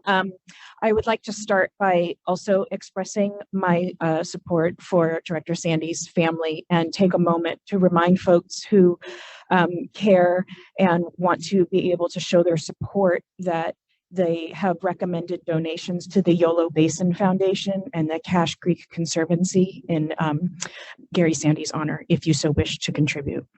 I'm here to talk about item 3A. I was really excited. I explored the tool quite a bit.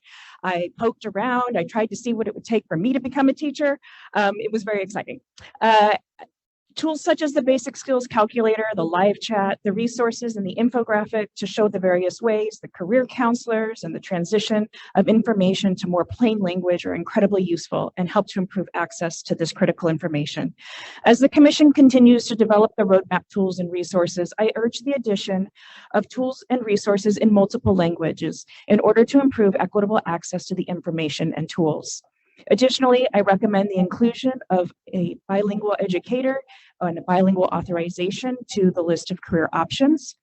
In addition to the emails and chats, I would also recommend the Commission request information regarding the number of individuals assisted via emails and chats in order to gather a data point about what sort of the interest and demand is in the profession of teaching.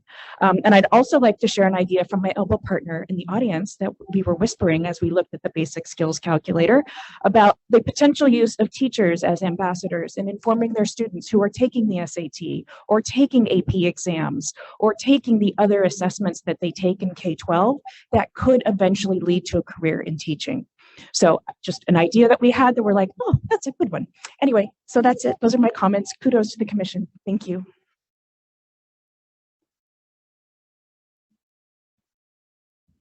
Liz Alvarado, please unmute your microphone and share your comment.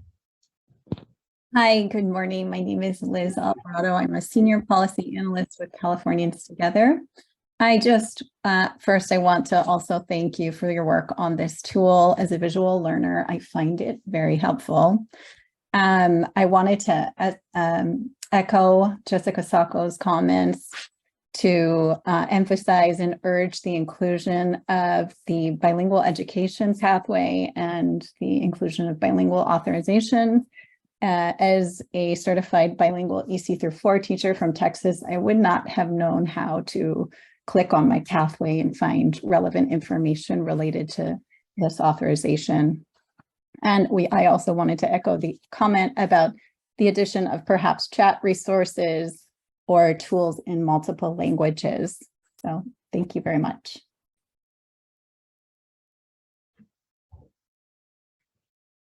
Angelica Salazar.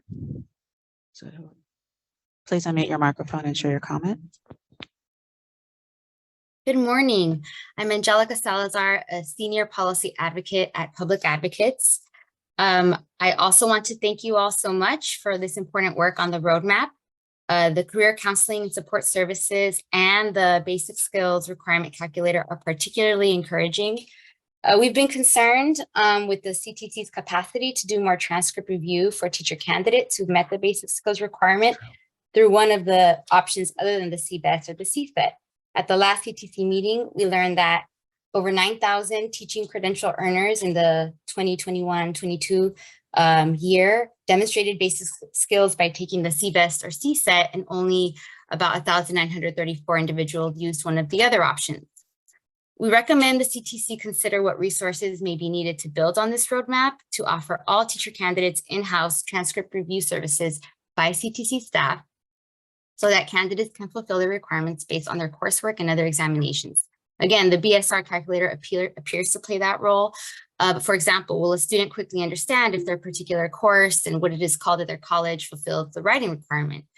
We urge the Commission to ensure teacher candidates avoid the unnecessary testing barriers through this tool. This could result in equitable support for BIPOC teacher candidates and would require CTC to evaluate the extent to which these tools accomplish this and improve as necessary.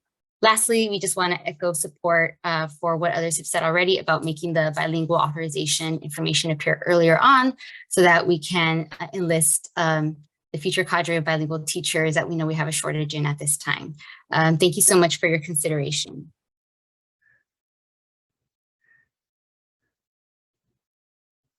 Melissa Valenzuela-Stuckey, please unmute your microphone and share your comment.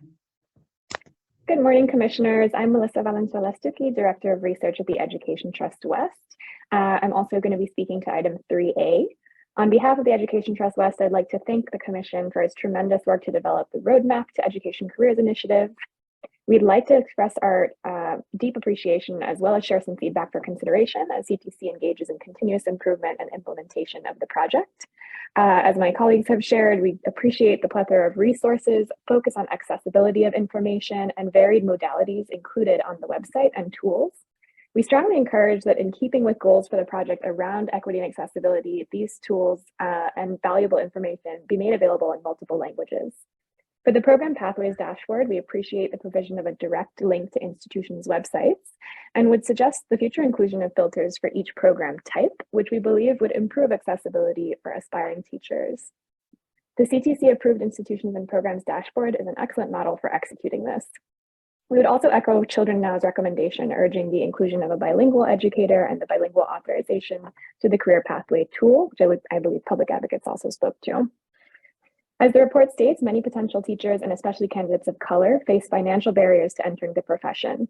With this huge equity issue in mind, we especially appreciate the inclusion of the funding guide in the tool and project and the planned next step to include it within the Pathways wizard. We'd recommend considering including additional information on affordability, such as median rent, cost of living, and starting salary for different regions, which would also help candidates make informed and sustainable choices as they enter the teaching profession. We're overall just really excited to see the impact that this revolutionary tool has as use picks up, and just want to say thank you again for your time and for the work that you all do on behalf of California students. Thank you.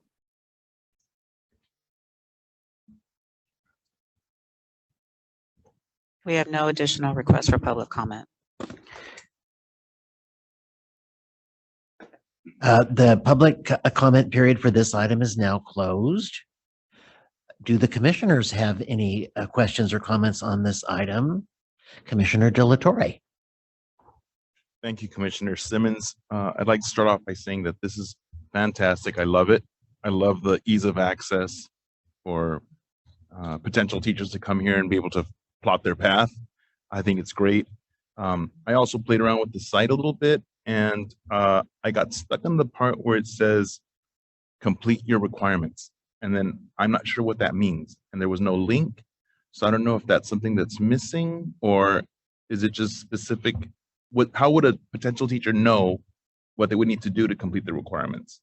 And then I know it mentioned induction, but I also know that that's not the only way to clear a credential, because a lot of teachers, I work with the board certification process, and a lot of candidates who have their preliminary clear have contacted me on how they could clear the credential by completing national board. And I did see national board on one of the links, but I didn't see it in connected to induction, because it's one way to bypass induction by completing the national board. So I'm wondering if it's still in progress, or if that can be amended or added, because I know a lot of teachers do contact me specifically regarding that.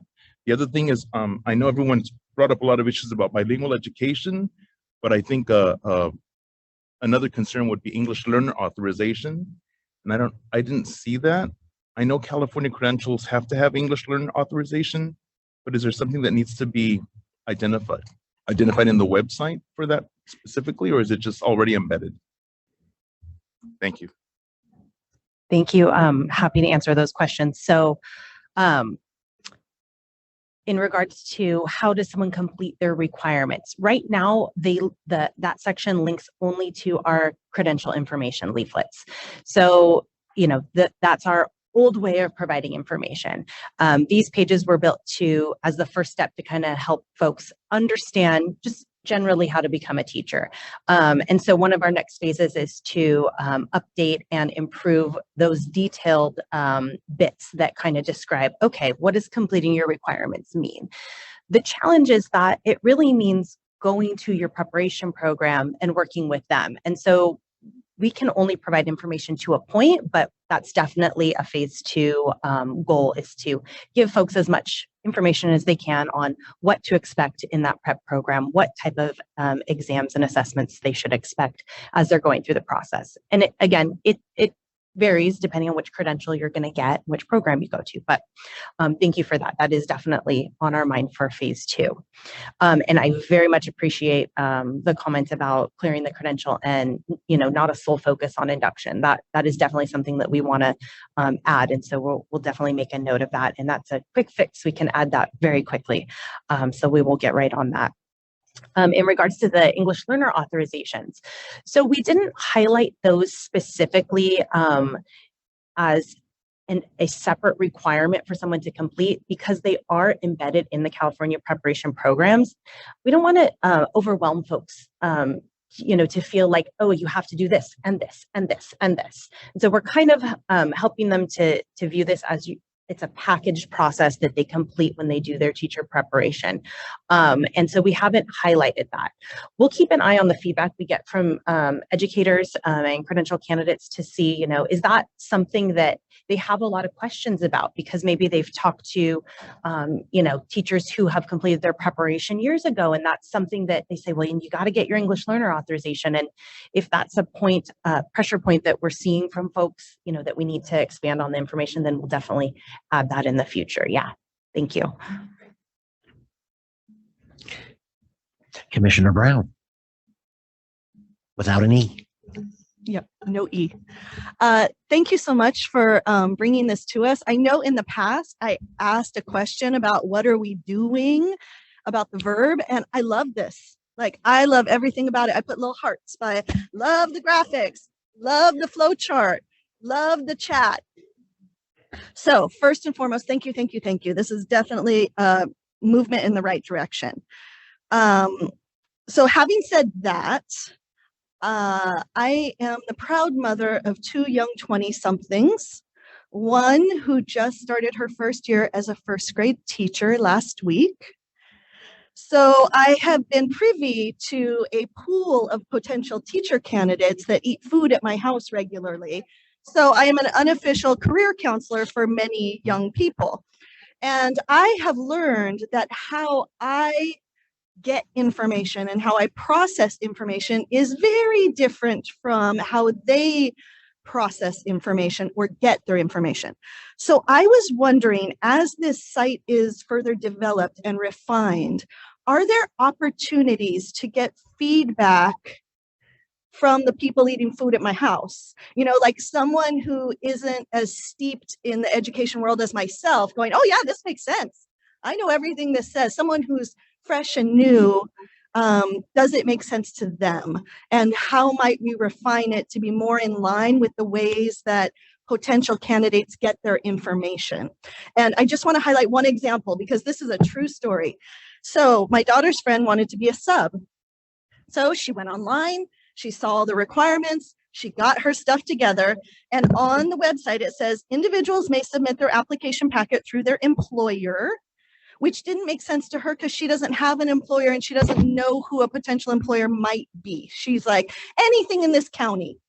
And then the second part says, or directly to the commission submitting the items listed above. And she's like, you mean paper? Like that did not compute in her mind. Like, where do you put papers to get somewhere? Like mail is a foreign language to her and many of my daughter's friends. So my answer to her was, you know what? Call the county office of ed. And they have such helpful, amazing people. And I have to get a shout out because where I live, I either send them to Orange County Department of Ed and they're amazing, or LA County Office of Ed and they're amazing. And they sort of shepherd these new potential young teachers through the process, and it's expedient and they can talk to a live human being after they make an appointment, and it's super duper helpful. So going back to my question, might there be opportunities to get feedback from people outside of the profession? Like, does this make sense to them? Thank you. Thank you so much for that feedback. Yes, that's who we want to hear from. Our challenge is that being a state agency that only primarily deals with teacher credential candidates when they've already started a prep program or when they are finishing their prep program, we have a challenge of knowing who they are and how to contact them. So, we're working on ways in which we can, stretch our boundaries and find contact information and find ways to contact individuals that, are not quite there yet, but they're not ready to contact us to apply for their license. They're not ready to enroll in a program yet, but they're starting out and feeling it out. There is also, I believe, a piece of legislation, and I think Jonathan's presentation tomorrow may talk about it, or it may be dead, I don't know. But there is a proposal out there in the legislature for the commission to receive some funding to be able to potentially contract out for services that could allow us to explore opportunities to connect with potential credential candidates, people who are just starting to become interested in the profession and they're not quite sure and they need some support and need to be able to gather more information. And so, if that legislation were to go through and be funded, that would be a great opportunity for us to support this work and have a platform to connect with individuals that, maybe are just graduating high school or maybe are ready to be a career changer and they don't quite know enough or even where to start with teacher prep. Because those are the people we want to hear from. That's the audience we're trying to reach. But, we just don't. They're kind of invisible to us. So thank you for that. And we're very hopeful that that bill might go through. So and we will look definitely at the 30-day sub information, because if that's something that you saw on the new pages, we definitely don't want that, that to be the message. But it is really important to kind of look at each of these bits of information through a different lens, because we're very steeped in it. And I mean, you should see the challenges we face as we built these pages to say, wait, that's too much inside baseball. We need to fix this. We need to think about it from a different perspective, and who is the audience we're trying to reach and what are their challenges. So as I said, this is definitely a living, breathing document, living, breathing resource that's going to be changed and updated, literally when we're done sitting at this table. So thank you. Chair. So let me just echo my colleagues. Wow, this is so exciting. When I first read about it and I looked through it a little bit, this is really going to be a game changer for what we're doing in California. So thank you for all of your efforts. To capture those pre-teachers, I would encourage you, as we always do, to work with our higher ed partners, because we too are reaching into middle schools and high schools and working with our community college partners to identify those individuals who might be interested in becoming an educator. So I would add that, if I might, to the list to follow up with our IHE representatives to see how we might partner in capturing that audience to understand what they need to know in order to come into our field. So again, thank you very much. Commissioner Brown with me. Brown with an E. This is so exciting. It's so great to be in a situation where you've built something that people can really use and find and navigate. Thank you very much. You know what I'm going to say, don't you? Which is, thank you for putting P2 credential right there. That won't be the only credential, I know, but that's one that I keep a strong lookout on. And as you mentioned about all our IHEs working together and collaborating to prepare teachers, the community colleges prepare a lot of teachers, including the teachers that get the child development permit. That work is going to be in progress, but the permit's been around for a long time. So as this gets developed, there are thousands of people who want to and already have the permit and keep calling me and saying, well, it should be easier. I say, well, it's not easy for anyone. That makes them feel like they belong. But we'd like it to be easier and more streamlined for everyone. Yeah.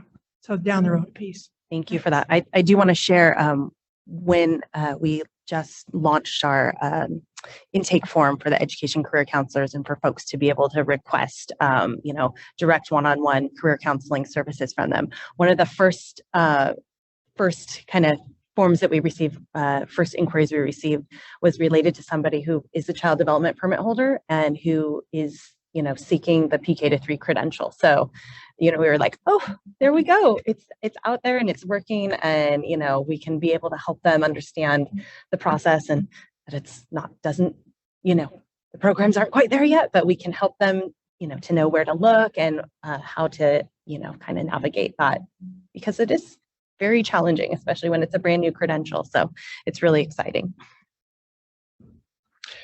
Commissioner Francois.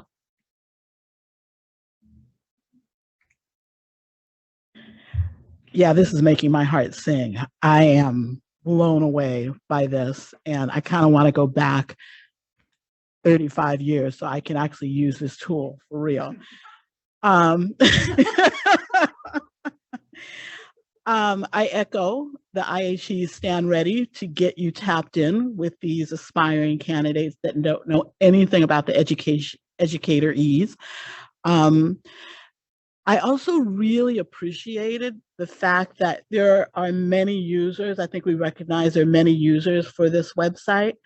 And then the old, if I may say, the previous site, what's existing, whatever it is. I don't think that the aspiring candidates were the primary users. Like it was user friendly for some, but not for them. And this really leans into, we're targeting this audience. So I really appreciated that. I did have a question, and this is an authentic question. This is not a criticism. This is really, I'm curious. So under Ready to Teach, it's that blue box where it says you have never completed a teacher credentialing program before, are currently in California teacher credentialing program now, or have already completed one. There are 3 different kinds of candidates there in that one little box. Do you think that young people with their short attention spans, once they hit that first comma, you have never completed any teacher credentialing program before, will say to themselves, okay, this box isn't for me, let's go to the next box. So what was your thinking about putting 3 different kind of candidates in one box? I'm sure you all talked about this. in terms of users' attention span, I don't know, I just feel like everything else is one statement and this is 3 statements. That's a really insightful question. I think that the intention was because that link leads them to kind of the overall roadmap to teaching, which, as we know, includes identifying what you want to teach, completing your preparation, clearing your credential, and then ultimately being fully done with the process. I think we were kind of looking at a way to give them a high level understanding of the journey, the continuum, and then potentially continuing on for additional licenses or certifications as you want to progress in your career. So I think that was the intention, but I definitely see and appreciate your insight on the fact that it's a lot. And so, we may consider some ways in which we can kind of break that up into different bite-sized pieces, but that is the challenge. I will give you a little behind the curtains peek. As we were building these pages, we thought, okay, well, we're just going to build some web pages. And then we have an idea for one, and then we say, well, this really needs to go into 3 different web pages. And then, well, these 3 pages have to lead into a new page. And then we have to build a new page. And so it just became this kind of like, tangled web. And so what our starting point was and what our end point was is completely different, as you can imagine. And so I think maybe that was kind of a holdout from our starting vision and where we ended up. And there's a bit of a disconnect there. So that is something that I think we can go back and talk about. I don't know, Phoebe, do you have any other insight you want to add on that? She's really the mastermind here. I think the intention behind that long statement was really to try to capture everybody who's California prepared. All the options on the drop down are just kind of directing people based on what their entry point is. Are they California prepared? Are they coming from another state? Are they coming from another country? And so I think that was kind of the impetus, and the thought behind that. But definitely, I agree that it could probably use some work. Yeah. Just food for thought. I think this is fabulous. Thank you for your hard work on it. Commissioner Litt. Thank you, Commissioner Simmons, and just echo my colleagues' appreciation to staff for this excellent work and for bringing much needed resources to our educator workforce community. This is it's a really great advance. I also just echo comments suggesting, the need for additional user and expert testing and refinement, which I'm sure is already in place. Just to add to the potential resources to consider, our sector is so diverse and multifaceted. User testing will be useful and important, and of course you need resources for that. You could draw on experts, whether that's credential analysts, admissions coordinators from various types of programs and sectors to get a sense of whether they're reading themselves and the ways that they're communicating to potential future educators. That could potentially be a free resource to help bring in some refinement. I know you're not really asking us today to give you fine-grained feedback on different sites and pages, but I'll share some examples. We definitely want you to give us your feedback. I noticed in the what's the process section, which you lead to in various places, there's a single line: teacher preparation programs take about 2 years to complete and receive a preliminary credential. That may technically be the average or the mean that it takes a candidate in California. I actually don't know that empirical evidence.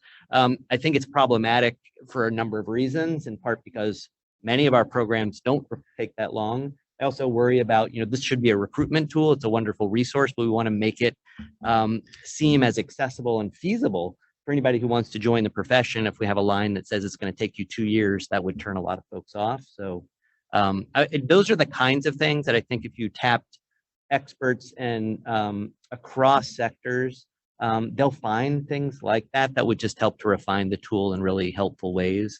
I'll pause there because we could all share different kinds of feedback, but also I want to end again with an appreciation for the work. This is a fantastic tool. It'll be really useful and helpful. And as we strengthen it, it'll just bring even more to the community. So thank you. Thank you.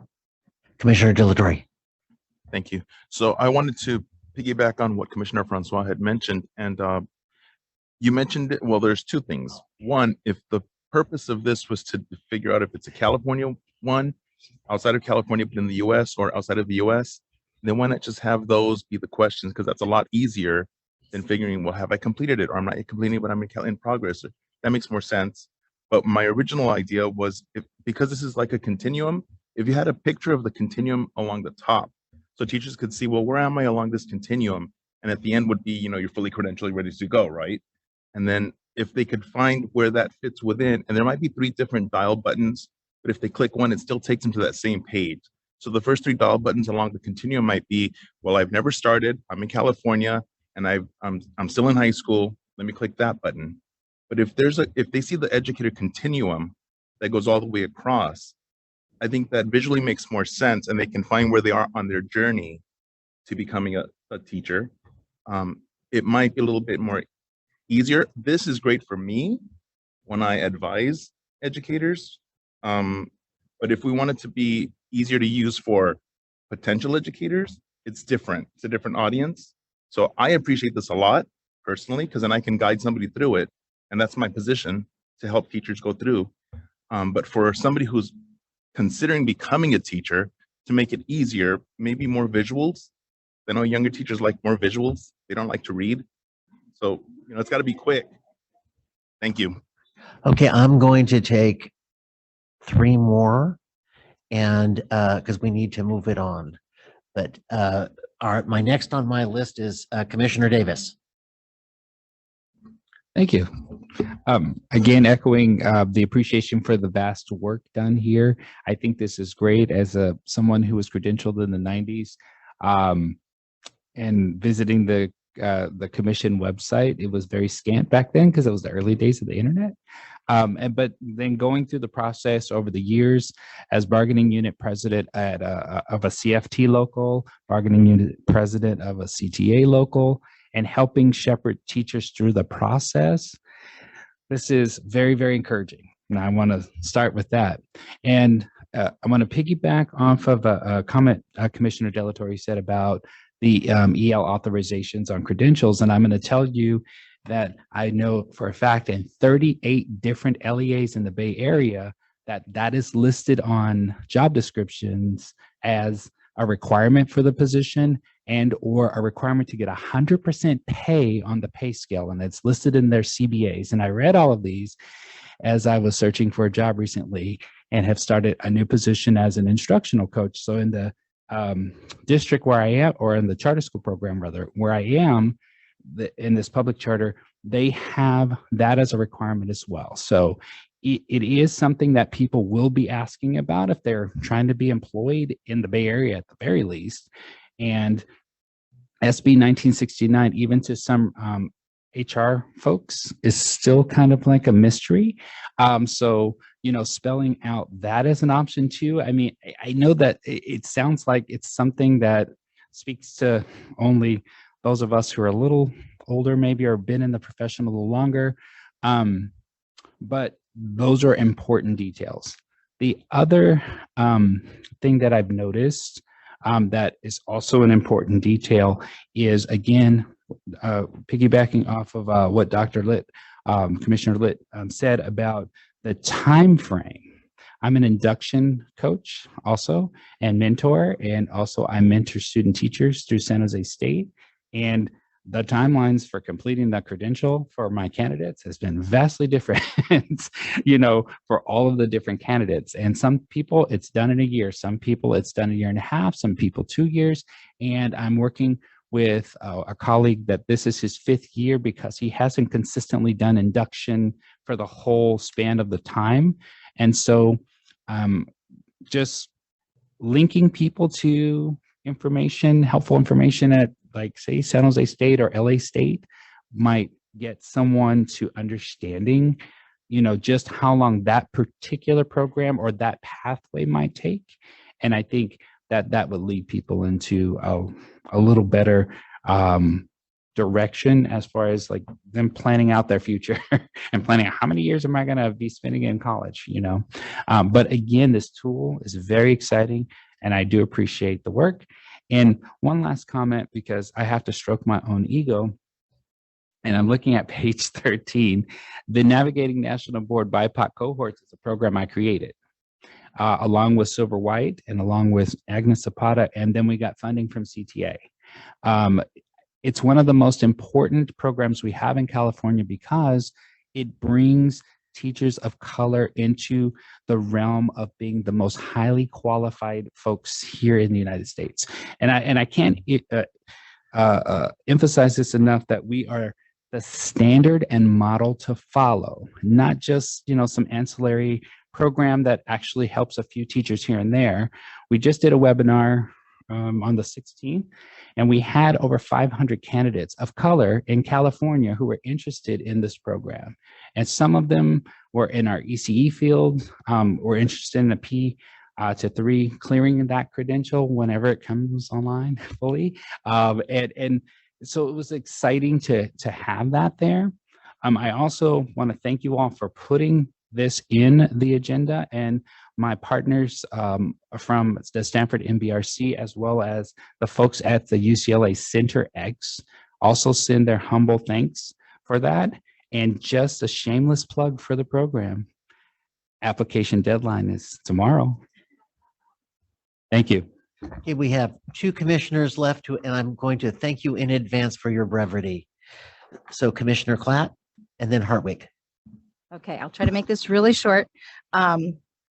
First of all, I just want to echo the thanks. The danger, I think, of giving us something so cool is that we all then see all the little ways we want to, like we want more. So I'm going to add something that's maybe aspirational, but this is really cool. So I always think about the fact that we have, as a high school teacher, we have this captive audience of future teachers. And I think about all the career fairs that I've seen in the last 30 years at my high schools that I've worked at. We almost never, and I think maybe never, have I seen teaching be a career highlighted at a career fair. I think we forget, we just take it for granted. They see us, they don't need to think about it as a potential career. So as you were presenting this, I was thinking, this is so cool. I want to bring this to my students and say, you could be, we need you as teachers. We need all of your different perspectives and and where you're coming from. I want you to come back and teach at my school. So I'm thinking, okay, I'm going to have them go through this. And I realized that I'm not sure where they would see themselves in here. And I don't know if there is a way to do it. And I don't know what button we would call that button, but like something for high school students or people who aren't in college yet, to maybe see, I could be a teacher someday. So that's just my little, again, aspirational kind of addition here, but it's really, I agree. I wish this was around when I was trying to figure it all out a long time ago. So thank you. Commissioner Hartwig. Thanks.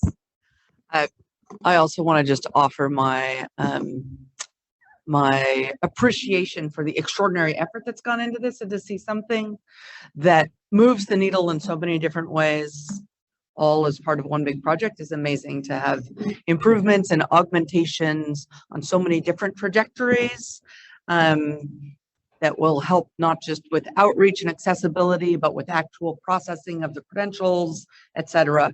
Very impressive. Thank you for the many, many people you represent who went into this process. You said that you were taking some small comments. So this is a small comment, but maybe an important one.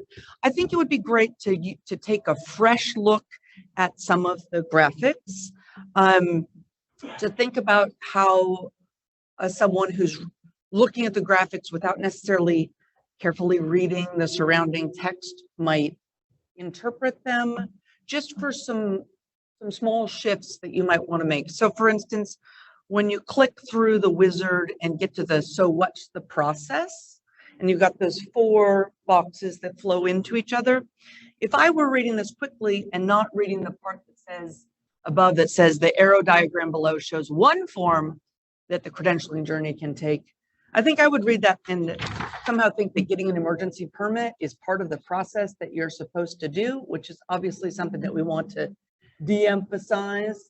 So just maybe look back at that and think about, can you do the arrows in a different way or something that will come off a little bit differently.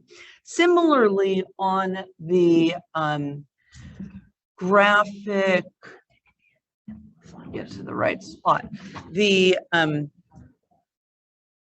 snapshot of credential process graphic, the one that starts at the top, credential process, and then it says start. I would just look at that similarly, because again, if I were somebody who may not be that well versed in how to read graphics that flow to, that flow in this way, or I were reading quickly, and I wasn't integrating other information, looking at this, I want to teach during or after completing a teacher preparation program. Just the way that it looks from here, it kind of goes straight into the intern credential program, talking about having a salary as part of that, which is important. But if you're going to be including that, then I think maybe including something that has information about that a residency program actually has a stipend as part of that. I know you're trying to keep these brief, but I guess I would just take a fresh look at that to see if someone's reading it quickly, are they going to see the line around to the bottom? Is there some other information that needs to be added to balance the different options that are in there if you're going to be calling out one particular option? I know there's always judgments to make, but just one more look at that would be helpful. Thank you. Okay, and I am going to top it off. So I just want to say it's amazing. I am a credential wonk, so I looked at it from that view. So I'm not somebody at Danette's dinner table, but from my experience, okay, when I started as a credential analyst, Linda Depew from Cal State Northridge gave me the administrative assignment manual, which was a big D-ring binder. And by the time I stopped doing that, I had 2 D-ring binders filled with the administrative assignment manual.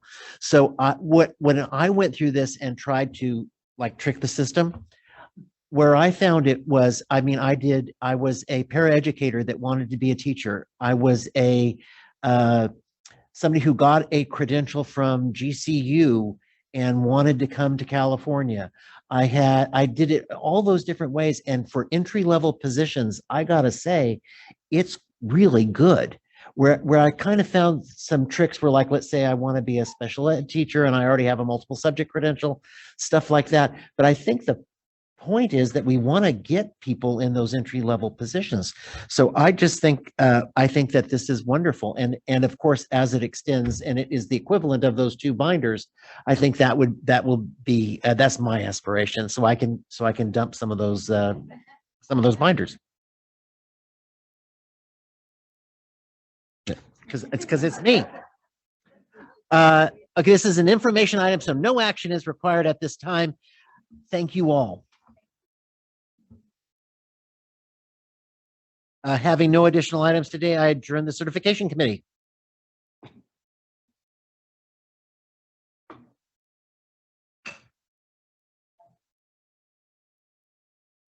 Okay. We're going to move to the Educator Preparation Committee. Commissioner Klatt will chair the committee due to Commissioner Martinez's absence. Commissioner Klatt, we're going to make a slight adjustment in the order. Pardon? It is a day of adjustment. So we're going to begin with item 4B, the Literacy Performance Assessment Pilot Study. I think our goal, commissioners, is to complete this conversation by within an hour or so, and then go get lunch and have a working lunch and go into closed session at 1:30. That's our goal. That sound okay? All right. Yes, we're moving forward till tomorrow. All right. Excuse me. We need to do that today? Okay. So we'll squeeze in professional practice committee as well. And I'm going to go to my board meeting, so it's all on you. Thank you. Thank you. All right. With that, then I will just jump right in and like to call the August 2023 meeting of the Educator Preparation Committee to order. We have 3 agenda items. One of these items is scheduled for today. The remaining 2 items will be tomorrow. No, wait. 2 items today. Well, no, for this committee. So I thought we were moving 4A to Friday. Okay. All right. We've got this. It's good. Okay. So we're going to, again, to clarify then, we're moving 4A to tomorrow. So we will look at 4B today, and then 4A, and just to be clear here, 4A and 4C will be tomorrow. Okay. All right. So we will start with item 4B, the Literacy Performance Assessment Pilot Study Participant Waiver Requests. This item is being presented by Amy Rising and Heather Kennedy. This is an action item. Ms. Kennedy, will you please begin? And just quickly, David DeGear is going to be Amy Rising today because I'm being Mary Sandy. Thank you very much. Good morning, Commissioners. This agenda item presents criteria for the selection of institutions to participate in a pilot study of a literacy performance assessment based on the current Cal TPA. The pilot is tentatively scheduled for spring 2024 and will include candidates in multiple subject, education specialists, mild to moderate support needs and extensive support needs, and potentially PK3 early childhood education specialist teacher preparation programs. The Literacy Performance Assessment is intended to replace the currently adopted Reading Instruction Competency Assessment, or RICA, and as called for in Senate Bill 488, it will measure priority elements appropriate for new teachers of the newly adopted Literacy Teaching Performance Expectations, or TPE Domain 7, Effective Literacy Instruction for All Students. I will now turn it over to Heather, who will provide background on the Literacy Performance Assessment. Thank you, David. To prepare to meet the initial July 1st, 2025 administration deadline, the Literacy Design Team, available in Appendix A, has been meeting since March of this year with Commission staff and the Commission's technical contractor, Evaluation System Group of Pearson, to develop the first draft of a literacy-focused performance assessment that incorporates the requirements of SB 488 and measures priority TPEs 1 through 6 and the new Domain 7 elements that beginning teachers can demonstrate in their clinical practice placement through a performance assessment. The literacy cycle will be available as a standalone literacy performance assessment for EdTPA and FAST candidates until such a time that these models have been adapted to include performance assessment of literacy instruction. The literacy performance assessment will also be available to Cal TPA candidates as Cycle 2 assessment-driven literacy instruction. It is important to note that a performance assessment is one of 3 key requirements of a preparation program. Candidates must pass coursework, complete 600 hours of clinical practice, and pass a performance assessment. All elements of the 7 TPE domains will be introduced, practiced, and assessed within a program, while a priority set of TPEs will be assessed by the statewide performance assessment. I will now turn it back over to David to discuss the plan for the pilot study and waivers. Thank you, Heather. The pilot study of the Literacy Performance Assessment will provide an opportunity to collect data about the teaching performance of 170 to 240 candidates across a sample of institutions and program types that reflect the diversity of program sizes, candidates served, institutional affiliations, pathways, and service areas in California.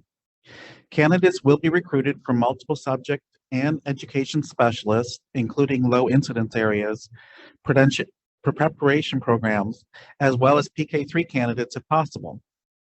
More than 30 institutions have already expressed interest in participating in the pilot study, and they will be requesting that the Commission waive the RICA requirement, as well as the existing approved Cycle 2 of the Cal TPA for candidates who successfully complete and meet a minimum passing standard for the Literacy Performance Assessment. These waivers will mean that our candidates who meet the passing score will only need to take 1 statewide assessment on the knowledge and skills contained in the teaching performance expectations for their credential, including the new literacy TPEs. The pilot will seek to include candidates at institutions in all three models, the Cal TPA, Ed TPA, and FAST. Table 1 on page 6 of the item identifies the credential types and target number of candidates sought for the pilot study. In addition, the table identifies the types of waivers that will be requested for candidates in each credential type. One can see that the low incidence education specialist candidates in deaf and hard of hearing, visual impairments, and early childhood special education programs, the waiver request is only for the RECA because these candidates are not yet required to pass a TPA. Participation in the pilot would potentially allow these low incidence candidates to meet the RECA requirement if they meet the passing standard for the LPA. Excuse me.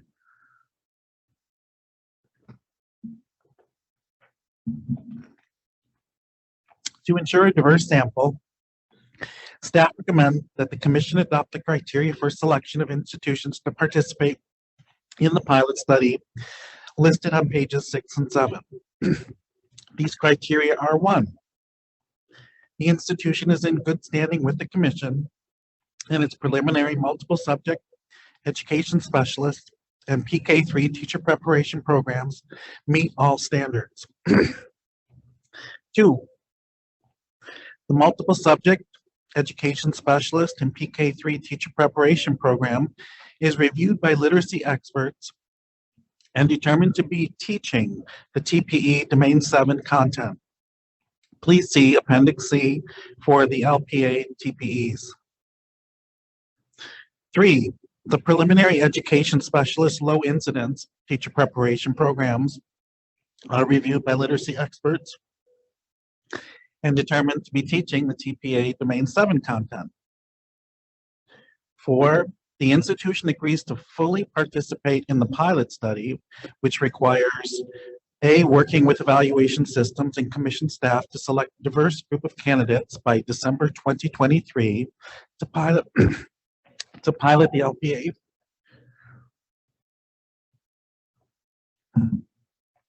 B, providing the expected level of support for pilot participants defined in Program Standard 5, with an additional focus on TPE Domain 7 elements measured by the LPA. And I apologize for my voice, and I'm going to ask Heather to take over for a little bit. Sure. And C, ensuring that all pilot participants have fair and equitable opportunity to complete the literacy performance assessment and submit scorable evidence to ES evaluation system by April 2024. And D, providing pilot participants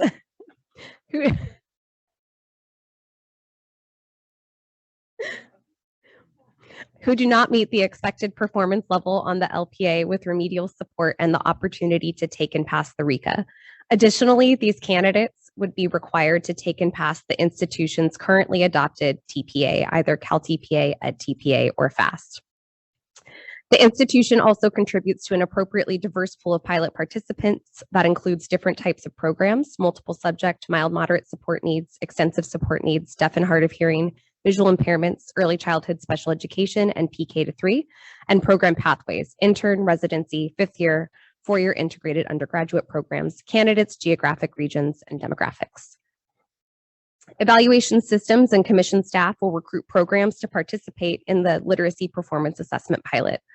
Participating preparation programs will need to request a waiver of the RECA requirement for their candidates who complete the pilot and achieve passing status as determined by the commission on the literacy performance assessment, and Cal TPA candidates will need a waiver for the Cycle 2 instructional cycle. We'll try this again. An item will be prepared for the October 2023 meeting with a list of institutions seeking a RECA and/or Cal TPA Cycle 2 waiver for the literacy performance assessment. If requests come in after the October 2023 commission meeting, their waiver requests will be placed on the December 2023 consent calendar. Commission staff will work with ES and identified institutions to draw a sample of candidates from all 3 types of TPA models. Sorry.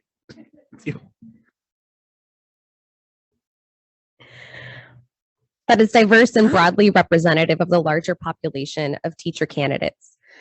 The commission has authority to grant waivers that are requested from school districts, county offices of education, private schools, and post-secondary institutions through Education Code Section 44225M, which states that the commission shall do all of the following: review requests from school districts, county offices of education, private schools, and post-secondary institutions for the waiver of one or more of the provisions of this chapter or other provisions governing the preparation or licensing of educators. The commission may grant a waiver upon its findings that the professional preparation equivalent to that prescribed under the provision or provisions to be waived will be or has been completed by the credential candidate or candidates affected.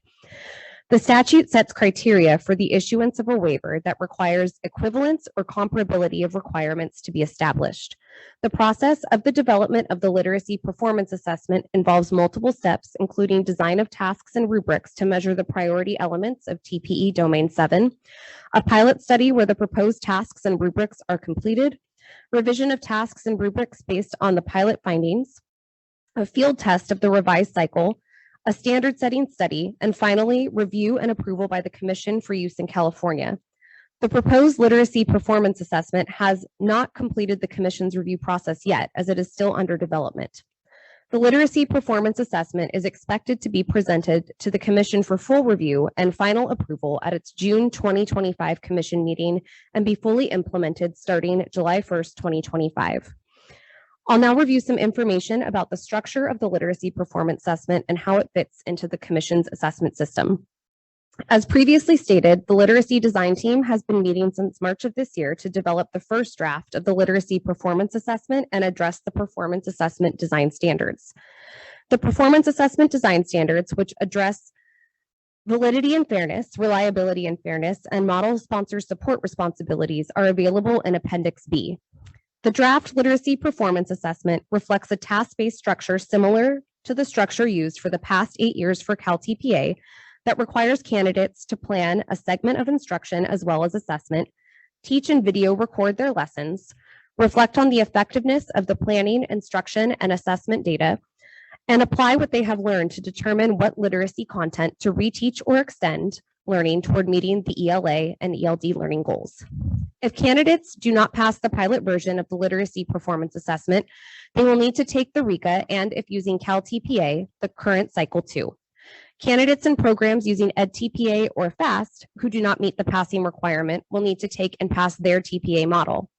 Because the literacy performance assessment focuses on measuring literacy, pilot candidates enrolled in programs using CalTPA will need to take and pass Cycle 1 with a mathematics focus to meet the currently adopted passing standard. The Education Code specifies that the TPA must assess each candidate on the California Standards for the Teaching Profession, CSTPs.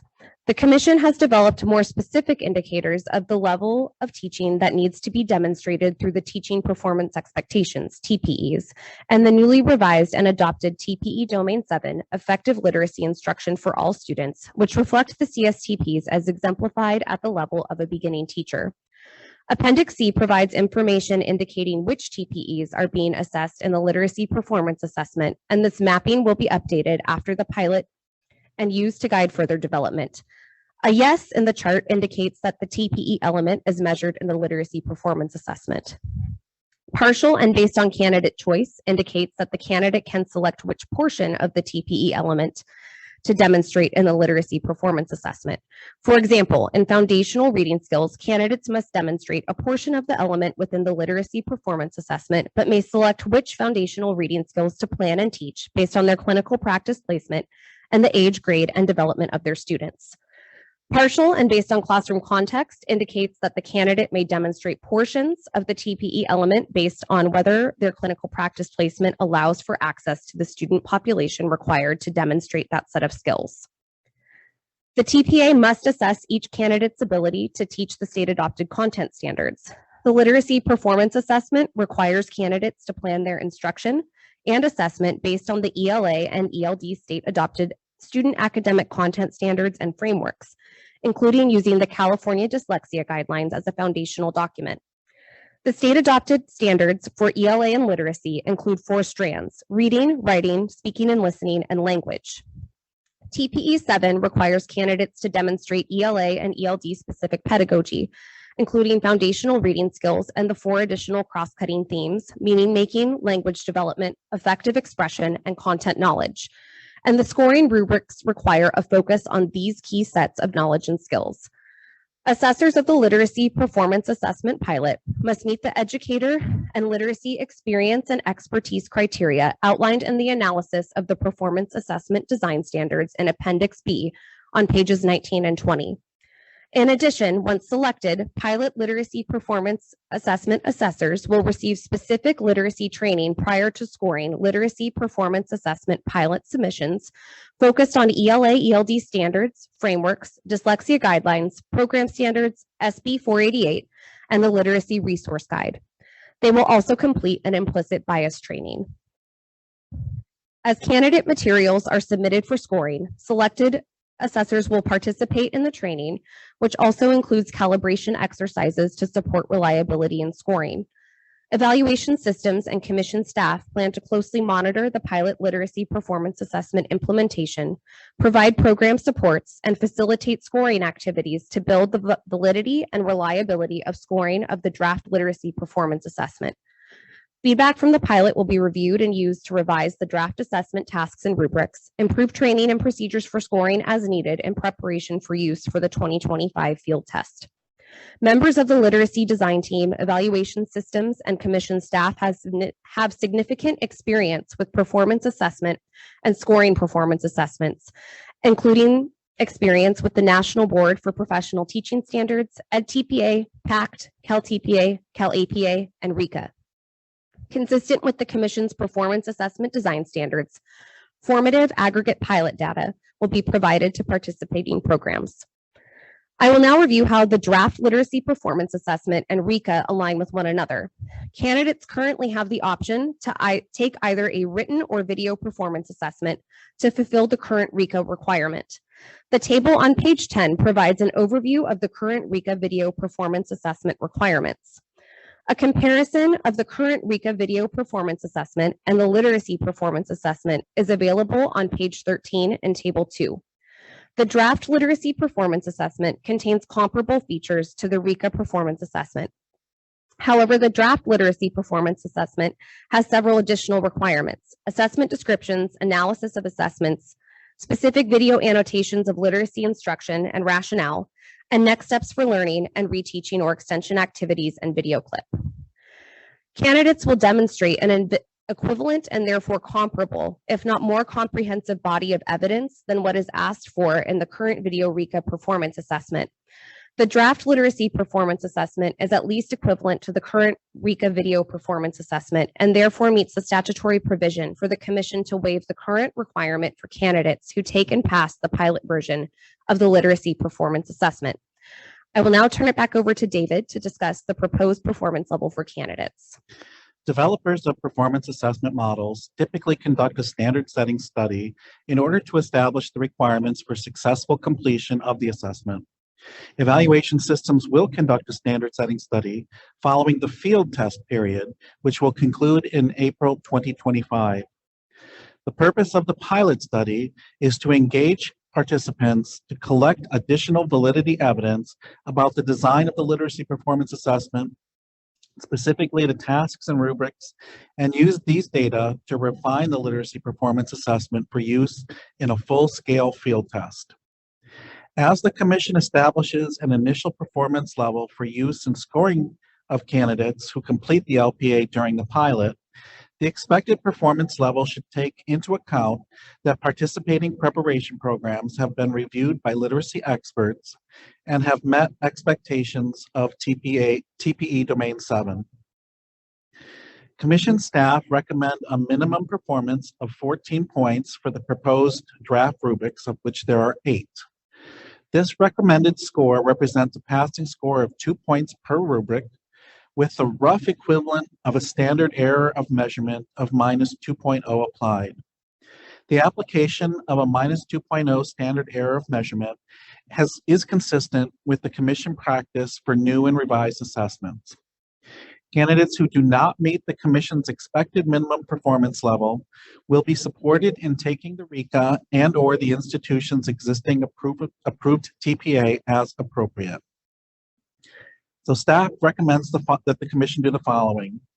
1, adopt the proposed criteria for the selection of institutions to participate in the Literacy Performance Assessment Pilot Study listed on pages 5 and 6 of this item. 2, approve waiver requests from selected institutions to waive the requirement for the assessment of reading instruction competence requirement for their candidates who successfully complete the Literacy Performance Assessment and meet the pilot expected performance level set by the commission. Cal TPA candidates who pilot and meet the expected passing standard may also use this score to meet the Cal TPA Cycle 2 requirement. Candidates enrolled in programs using the EdTPA or FAST TPA models who take and pass the LPA will meet the Reading Instruction Competence Assessment requirement. To meet the TPA requirement, these candidates will need to take and pass the TPA used by their institution. When the EdTPA and FAST model sponsors have revised their models to include a literacy performance assessment that meets the requirements of SB 488, and they have been approved by the commission, then their candidates who pass the TPA with the literacy performance assessment will meet both the TPA and reading instruction competence requirements. Note, a final list of institutions requesting a waiver on behalf of their candidates participating in the pilot study will be provided as an agenda item at the October 2023 commission meeting. And then 3, approve waiver requests from selected institutions to waive the requirement for the reading instruction competence assessment requirement for the low incidence education specialist candidates. Those would be the deaf and hard of hearing, early childhood special education, and visual impairment candidates who successfully complete the literacy performance assessment and meet the pilot expected performance level set by the commission.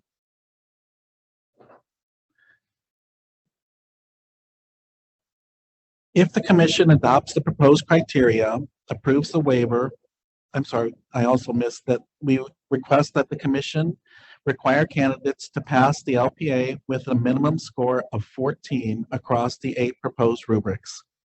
Candidates who do not pass the literacy performance assessment pilot would need to take and pass the current RECA and the current TPA model adopted by their program.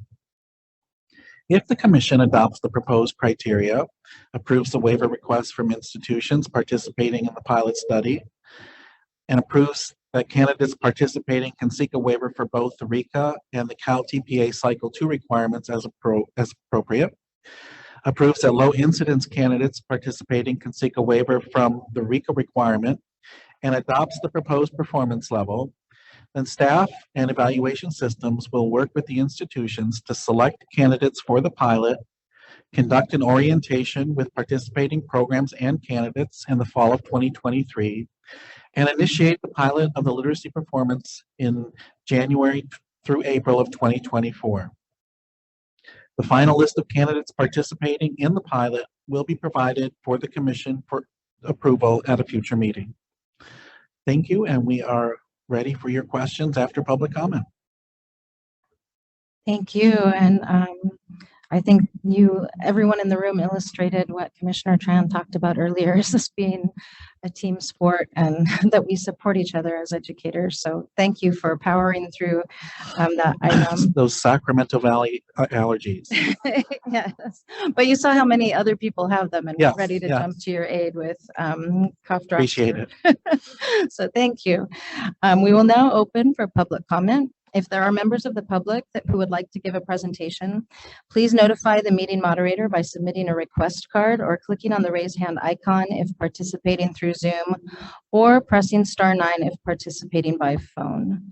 Recording secretary, are there any public comments? Yes, Adam Ibrahim, please unmute your microphone and share your comment.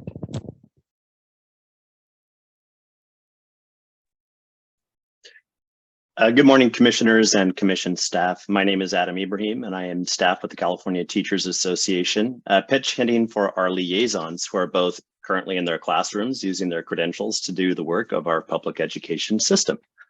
So I just wanted to, to point out a couple of things and then pose some questions. The first, and I'm citing here the research study we did with the University of California at Los Angeles and with the HEART organization. A couple of things we know. We know that our members point to their coursework and their clinical practice experiences as the elements that contributed most positively towards their preparation to teach in actual classrooms. We also know that our members identified the TPA as the single largest negative impact on their preparation experience. And so my question is about the pilot and about how the impact of the retrofitted LPA is going to be measured in the pilot. How are we going to assess and understand how the learning performance assessment impacts the clinical practice and teacher preparation experience of teachers in California, specifically knowing the disproportionate outcomes for educators of color? What will be the impact of these changes for our diverse educators coming into the profession? We think that this is important to note, where the TPA sort of scope creep related to the TPA and the negative impact on teacher preparation has led states such as New York, Georgia, Washington, Wisconsin, and New Jersey to move away from the TPA. We look forward to working with the Commission to help connect the perspectives and experiences of our members, your end users, to this important discussion. Thank you.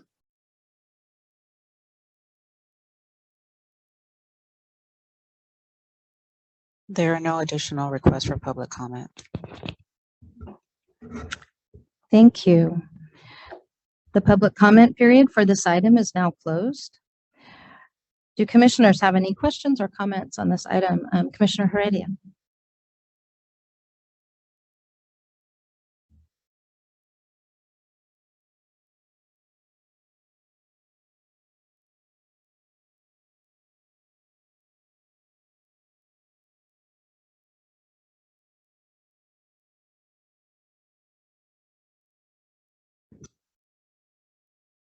There we go. Okay. So I have a couple questions about this. In the selection of the candidates from the different institutions, is it your understanding that there would be maybe a handful of candidates from one institution as opposed to a cohort from an institution? And I ask that, think coming from kind of a research perspective on this, when you look at it at the end, is that got a sampling here and there and wherever, but and they don't pass. I mean, they do pass, but it really doesn't give us the kind of data that we need to know about, like, is it the class? Is it the teacher? Is it the cohort? Is it the sampling? So ideally, it will be a sampling from a larger number of programs. But the most important thing to us is to only select programs that are already teaching the TPEs. So if you remember, the commission approved the new literacy standard in TPEs last October for most programs, and then for the low incidence special ed in February. But programs have until July 1, 2024 to implement. So they have a whole nother year to implement. We do not want to include in the pilot study programs who have not already implemented. So the number of candidates per program is going to depend on how many programs A, are interested, but B, our literacy experts determine are already teaching those TPEs. Okay. My next question is, if I'm a student and I fail the new literacy, standard program here, and then I'm in my last semester of student teaching, I fail. So my campus, the faculty in my campus would have to figure out what to do with me in that last semester before graduation. And so that's one concern that I have. The other concern is that if for some reason, there isn't that kind of support, I know you're looking to make sure that people have support and they're ready to go.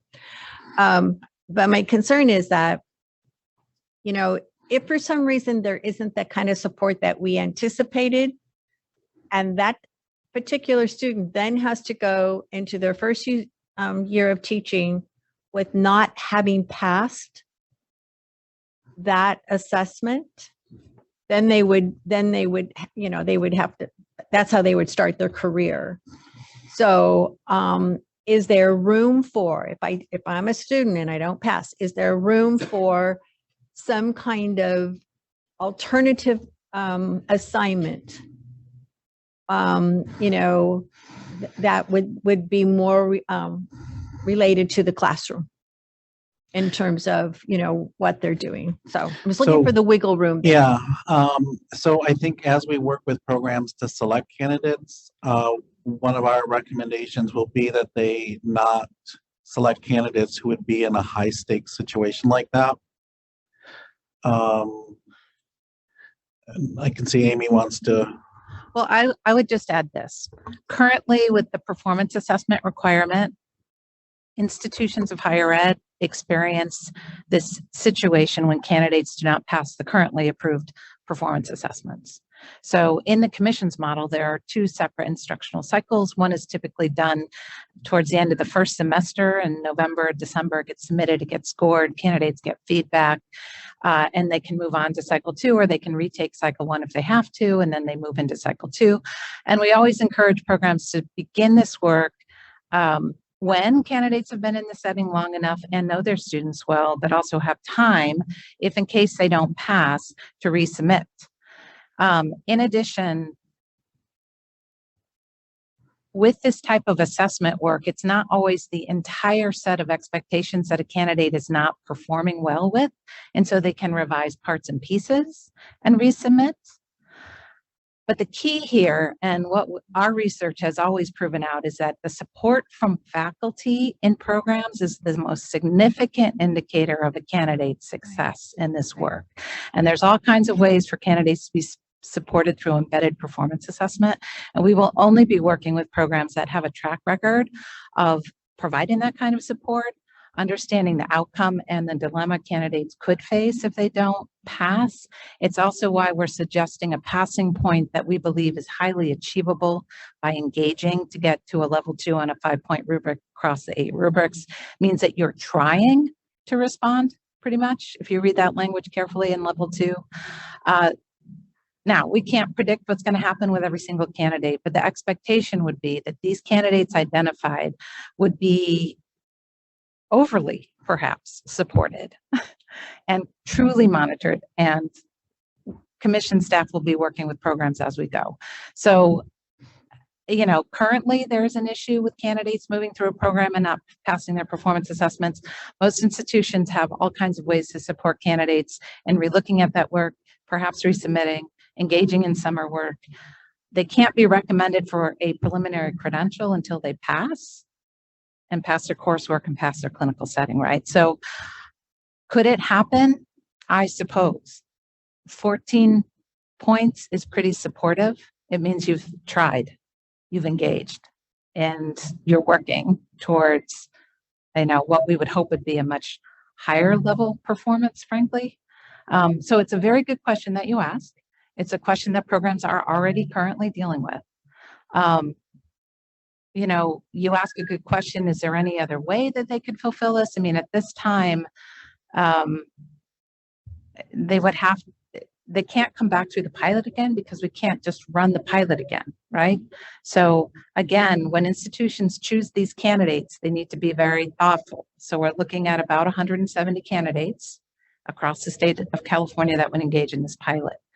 And we need to be there, we, the commission, staff, evaluation systems as our contractor, and the programs who agree to participate.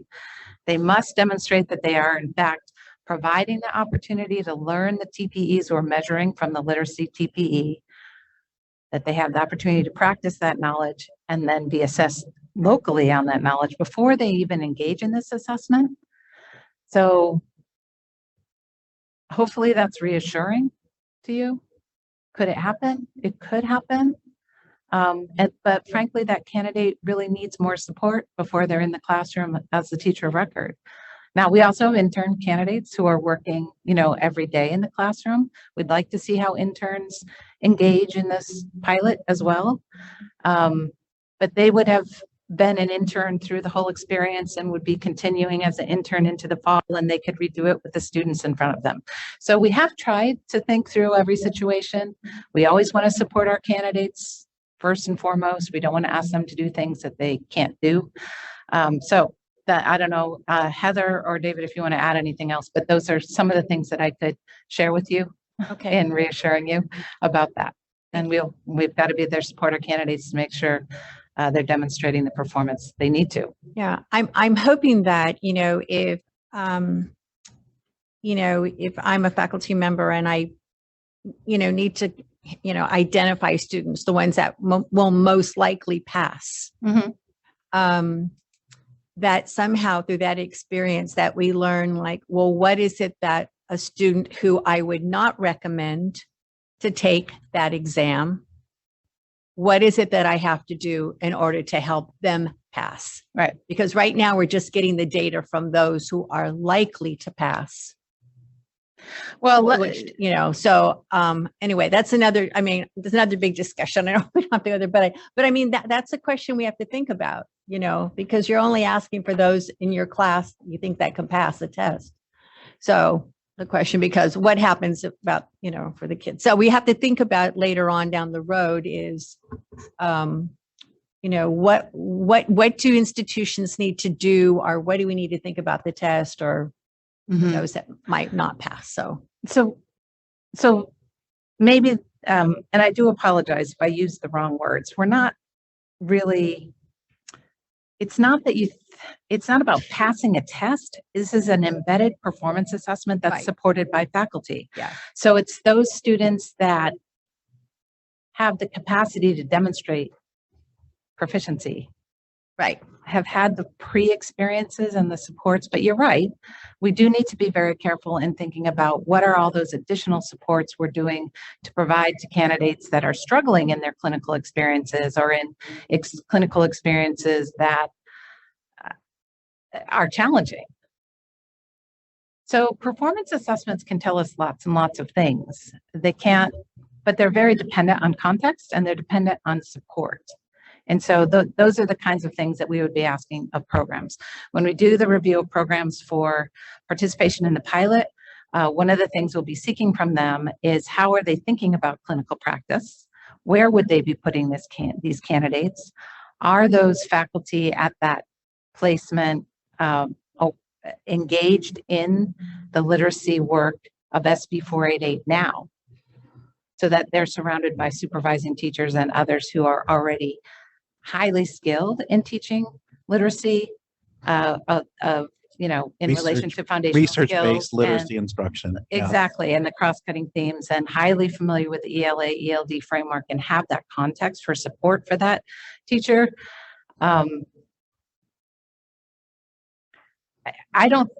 It would be difficult to put a candidate, we really want to support the candidates. I don't know how else to say that more clearly. We don't want them put in clinical practice settings that would not be supportive of them in engaging in this work. Okay. So we would, do our best to make sure that that happens. Yeah. You've answered the question. Yes. Okay. No, I'm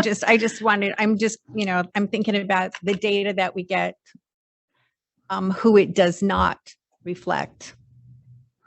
And how would that data then inform what we do and what's happening at institutions? So thinking about that. And I think it provides us an opportunity to do more qualitative research in talking with programs about who did they not select to participate in the pilot and why. Who did they select? Who didn't they select? What are you thinking you need to do differently? I mean, a lot of the questions you're asking are great things that we can ask during the pilot study, and then again during the field study that we do during 24-25. I was just going to add that the field test will have a larger sample size, and so we'll be able to see a broader selection of candidates during that as well. Okay. Yeah, I'm also going to find it interesting that that when you just kind of sample a few students from a class as opposed to a cohort, sampling a cohort gives you very different data. Right. And that's the other thing I'm want us to be mindful of. So I have another question. So when on the rubrics, it says no, which chart are you looking I'm looking at, let me, I'm just going to pick one, Appendix C. Appendix C. I'm going to go to where, like on page 35, number 5.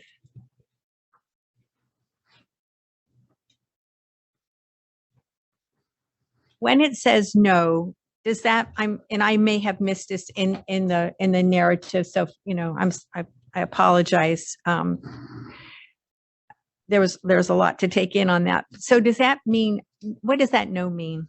It's not going to be assessed? No means that it's not assessed in this current cycle. So we have a chart that looks just like this for cycle 1 as well for the Cal TPA, and then also for our ed specialist versions of these assessments. So there's a chance that that element is measured in one of those cycles, but for this particular assessment, it is not currently considered being measured. But of course, these are drafts. They're in flux as we continue to prepare for our pilot, and then of course will be revised for the field tests and for operations. So just because it says no right now doesn't mean that that might not be reconsidered as we continue to move forward in this process. Okay, so that's what I assumed, that's what the no meant.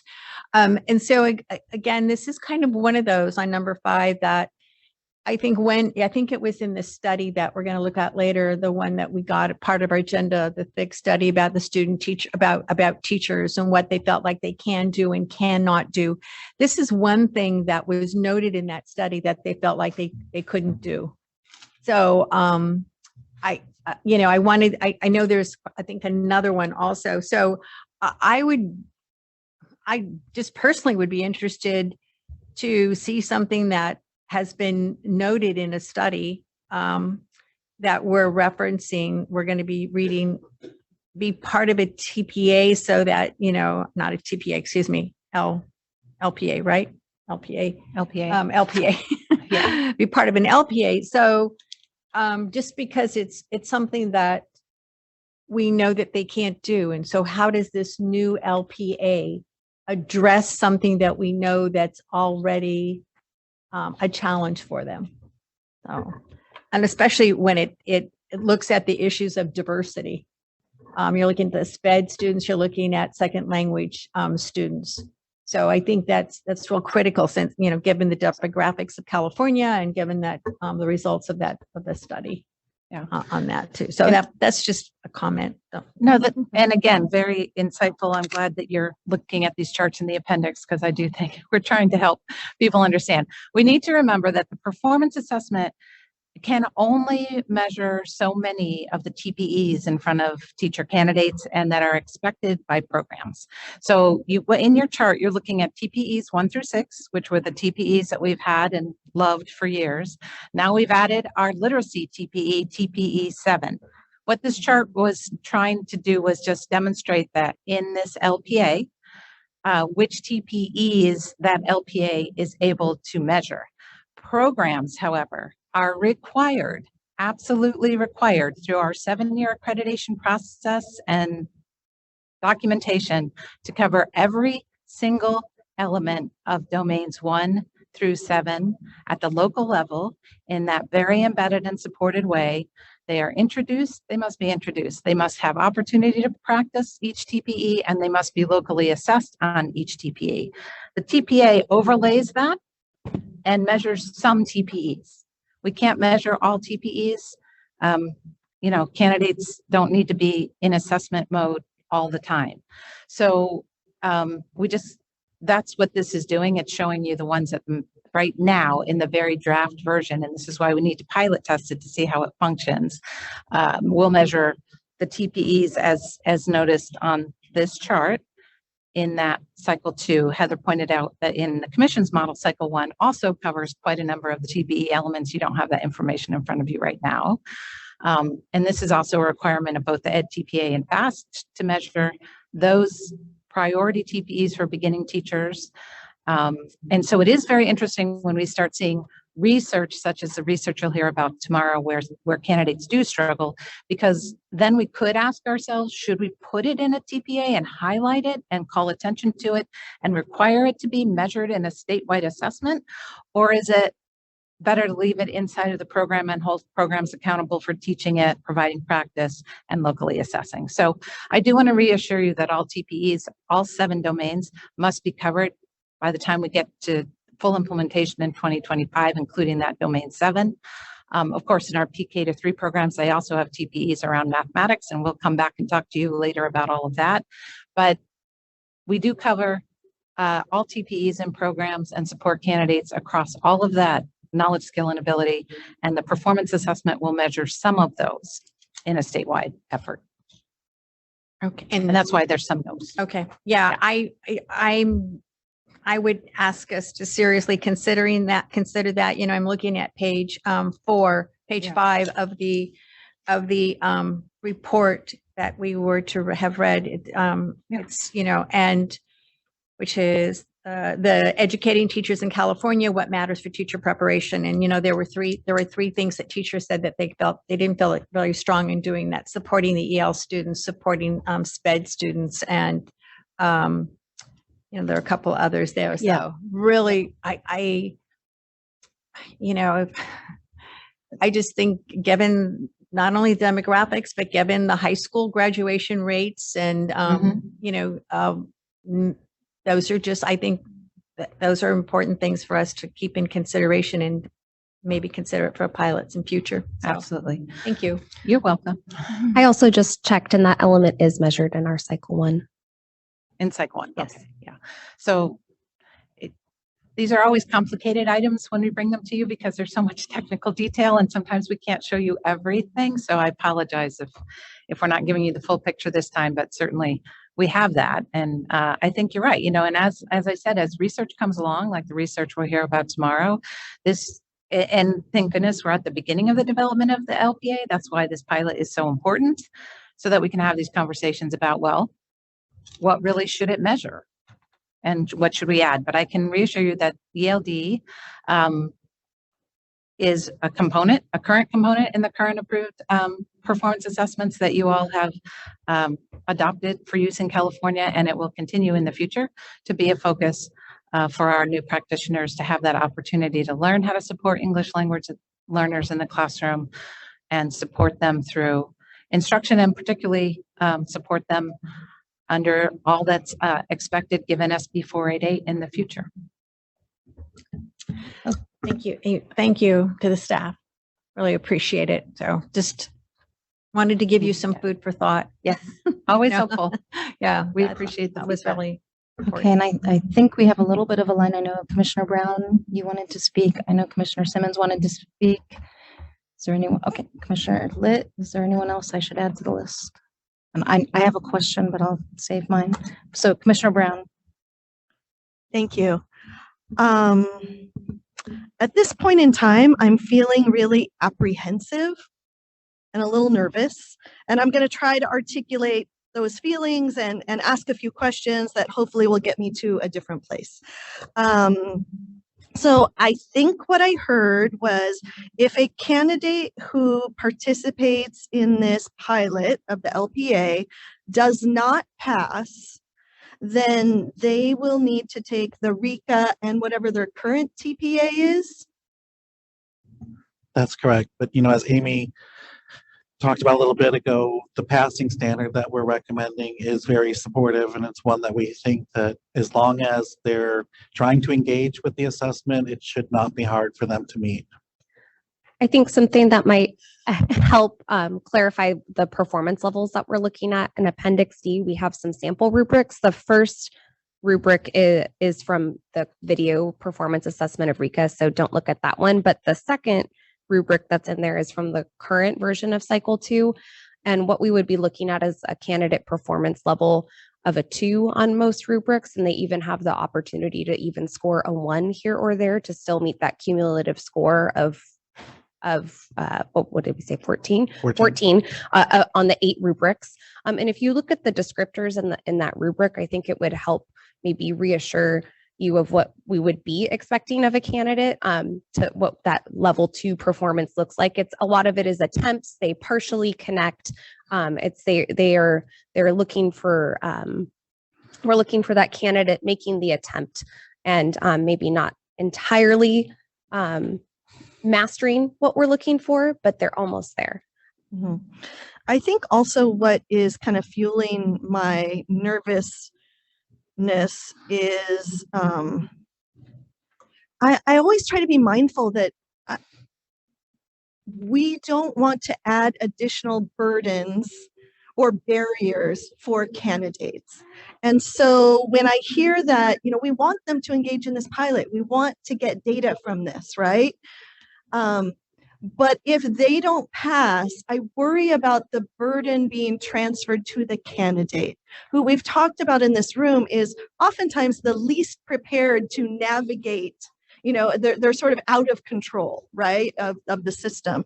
And so I heard also during the testimony, when programs choose the candidates.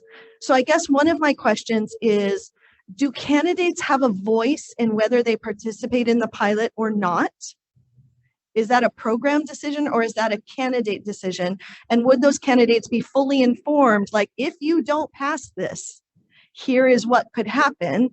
And then my follow-up is that, why would they want to, if it's risky, why do it if it's going to create additional testing burdens? That's part of my nervousness. So we're asking programs to identify potential candidates.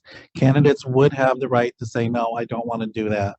And I think your suggestion is one that we will implement, is to make sure that we have some kind of informed consent for the candidates. Why would they want to do it? Because in one assessment, they can get credit for both TPA and RECA. And then RECA is not the easiest thing to pass. And then I also just want to follow up on Commissioner Heredia's comments about, selecting individuals versus cohorts, and the different type of data that we get from the pilot.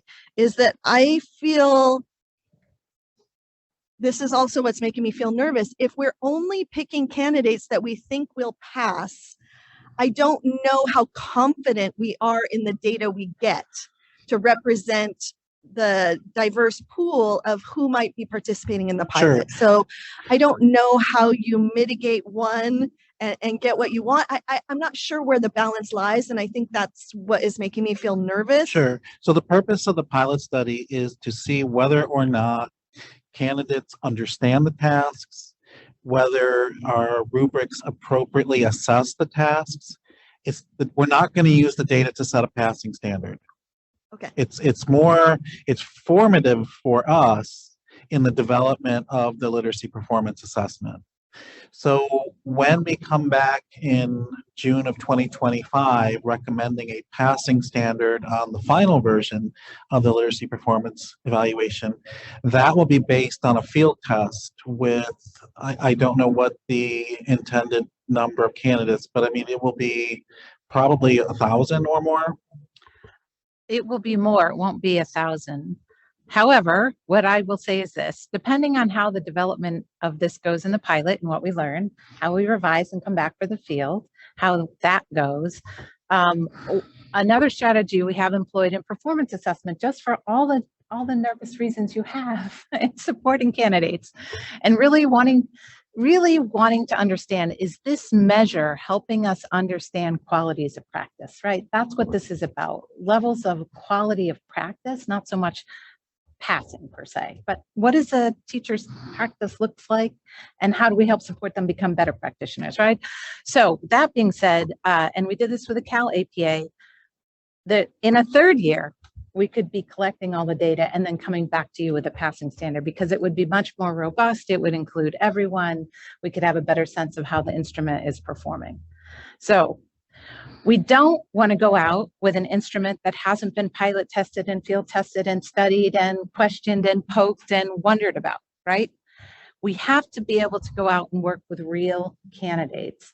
We want to be representative as possible across the state of California. We have multiple pathways that candidates come to teacher preparation and through teacher preparation. We want to see how it impacts all of them. We also want to be very cautious about what you're bringing up, which is why the sample size is small, right? So it's not, it's going to tell us what it can tell us, as David pointed out. Is the text of the assessment instrument clear? Are the prompts clear? Are the rubrics useful? Can the assessors that we pull in to score with us, how can they help us think about how to make those rubrics better? Is the evidence we're collecting the right evidence to help us understand about literacy instruction? All of those questions are the kinds of things we begin to look at in a pilot. We don't want to impact a huge number of teachers with an untested assessment. But we can have confidence that in California for 25 years now almost, we've had performance assessment. This assessment is being built off of all of that understanding, development, experience. And that is why we're putting this new content of literacy as explained in SB 488 into current assessment cycles that have already gone through lots of validity and reliability testing and development. And so that's why the structure is still very much the same in cycle 2. It's the content and the expectation of what we need to see teachers doing when they're engaging in literacy instruction that is being kind of clarified and specified under the intent of SB 488. So, some of these structural things in our performance, the commission's model of plan, teach, assess, reflect, apply, analytic rubrics, doing this over 4 to 6 weeks of time, having lots of support in the field. Those structural pieces we really believe are going to hold up because we've been using them for 8 years. And before that, 12 years of understanding performance, right? So we've been building issues of validity over many, many years. The question that we're really trying to grapple with here in this new assessment is how we bring the literacy instruction as put forward in SB 488 into performance assessment. And that's why we have to be so sure that the pilot programs we work with are actually providing the instruction to candidates. No candidate should be assessed on something they haven't learned, right? That would really be a terrible thing to do. We don't want to do that. So for all those reasons, we're trying to contain it, but learn at the same time. We do want to be very careful about the programs we identify. We want to put them through a review to make sure they're providing the content that the candidates need and the support, blah, blah, blah. So yeah, and my last closing, I know I'm talking a long time, I apologize, but I have one kind of closing thought.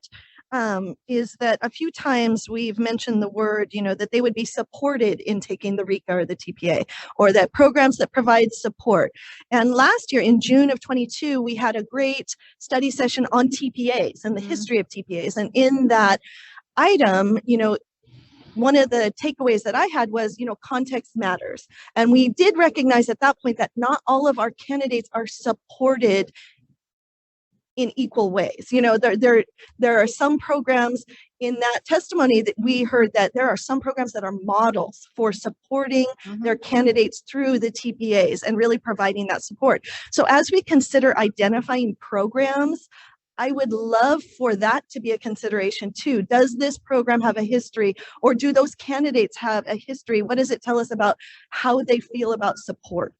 Because if we know a program might not be giving that kind of support, to expect it now in this context might be unreasonable. So those model programs that we heard about previously might be a criteria for us to consider, so that if someone should not pass with the 14 points, because that's the reality, there might be some, we don't want it to be a new expectation that this program provides support, and to give clear guidance on what that support might look like, so that those candidates still finish in a reasonable amount of time. Thank you. Absolutely. And I'm just going to throw out a little time awareness here. There's at least 4 questions, comments. Well, no, you're good. But we still have 4 people who want to make questions or comments, and we have 4 separate motions to get through on this item. So I'm just going to interject. That is, it's 12:30, and I'll leave that there. But Commissioner Simmons. Okay, Amy, what I heard you say was that that choosing the faculty and the assessors is really as important as choosing the candidates. And as I look back at that 2002, if I remember correctly, that was the one that reviewed the 3 different types of flavors of TPA. That was the Humboldt report from Humro report Where from that years we, ago. Yes. where I don't think Fresno that's what really, you're talking about, but yes, we did do that. We did that. Yeah, she was talking about the study session last spring. And then, and a few years prior to that, we did have the Humro report that looked across all 3 types of okay. And I think that sponsored assessment. my personal bias is that when we moved away from local scoring, that was a mistake. Is there a way, or have you thought about choosing assessors who are also faculty that are teaching these standards, not necessarily of this ones who they're assessing, but that are embedded in both of those things? I know when I was trained as a TPA assessor by you Yes. many years ago, Years ago. you look at things differently from the point of view of an assessor than you would have if you were faculty, not an assessor. Mm-hmm. So that question, I have one other besides that. I'm sorry, Bonnie. Go. And the other question is, if they, let's say that they fail, can we give them a stipend for RECA to pay for the RECA or something like that? Is that legal? So right now, performance assessments and exams are still covered by the waiver. There is no fee for this entire next academic year, starting July 1st, 2023 through June 30th of 2024. Just like in this past academic year, no fee for exams, no fee for performance assessments. So that would absolutely be helpful. And if there was a way for us to do it ongoing in the field test in the following year, absolutely, we would try to do that. Yeah. Thank Good you. idea. Sorry. I didn't answer. Can I answer his question real quick about assessor? Sorry. Yes, we have assessor qualifications. We always try to balance our pre-K to 22, teachers in the field, teachers currently teaching literacy with faculty. And we will do that again. And you bring up a good point, and we can consider that. Do we, how many, maybe part of being identified as a program in the literacy performance assessment pilot means you are also having faculty come join us in the scoring. So we could consider that idea. Thank you, David. Thank you. Commissioner Litt. Thank you again to the staff for the thoughtful and helpful update, and to my co-commissioners for really important and thoughtful questions. Maybe I'd like to offer a little bit of a reassurance, at least from my perspective, on the utility and value of a pilot. A pilot test with stakes attached always entail trade-offs. So I think in this instance, what we're looking at is a trade-off between the opportunity to evaluate a tool which is required for us to advance our work in alignment with current legislation and directions we want to go. The trade-offs that we're offering to candidates and programs are that they're essentially getting released from certain burdens and expectations. And principally, that comes through significantly lower performance standards. Those are important trade-offs, and they're not easy, but they also come with some risk abatement. It's a small number of candidates and programs. They're also self-selected, so they have choice in the matter and agency. We also take on the burden, because we've lowered these standards, right, that we're putting folks into the field. That adds an additional burden both on us and on the programs, that the program embedded assessments are really measuring the qualifications of the candidates. At least personally, my comfort level on this, the set of trade-offs is sufficient that we should move forward with a pilot with all of those kind of risk abatements embedded in the effort. For candidates who can't meet these lower standards, they're probably the kinds of candidates who are going to need additional support in other elements of their program, which we would assume the programs would provide so that they meet our expectations for the field down the road. So I think that set of trade-offs is a reasonable one, and I would encourage my colleagues for us to move forward. And we need to learn some things about this model before we take it out to the field in a larger context.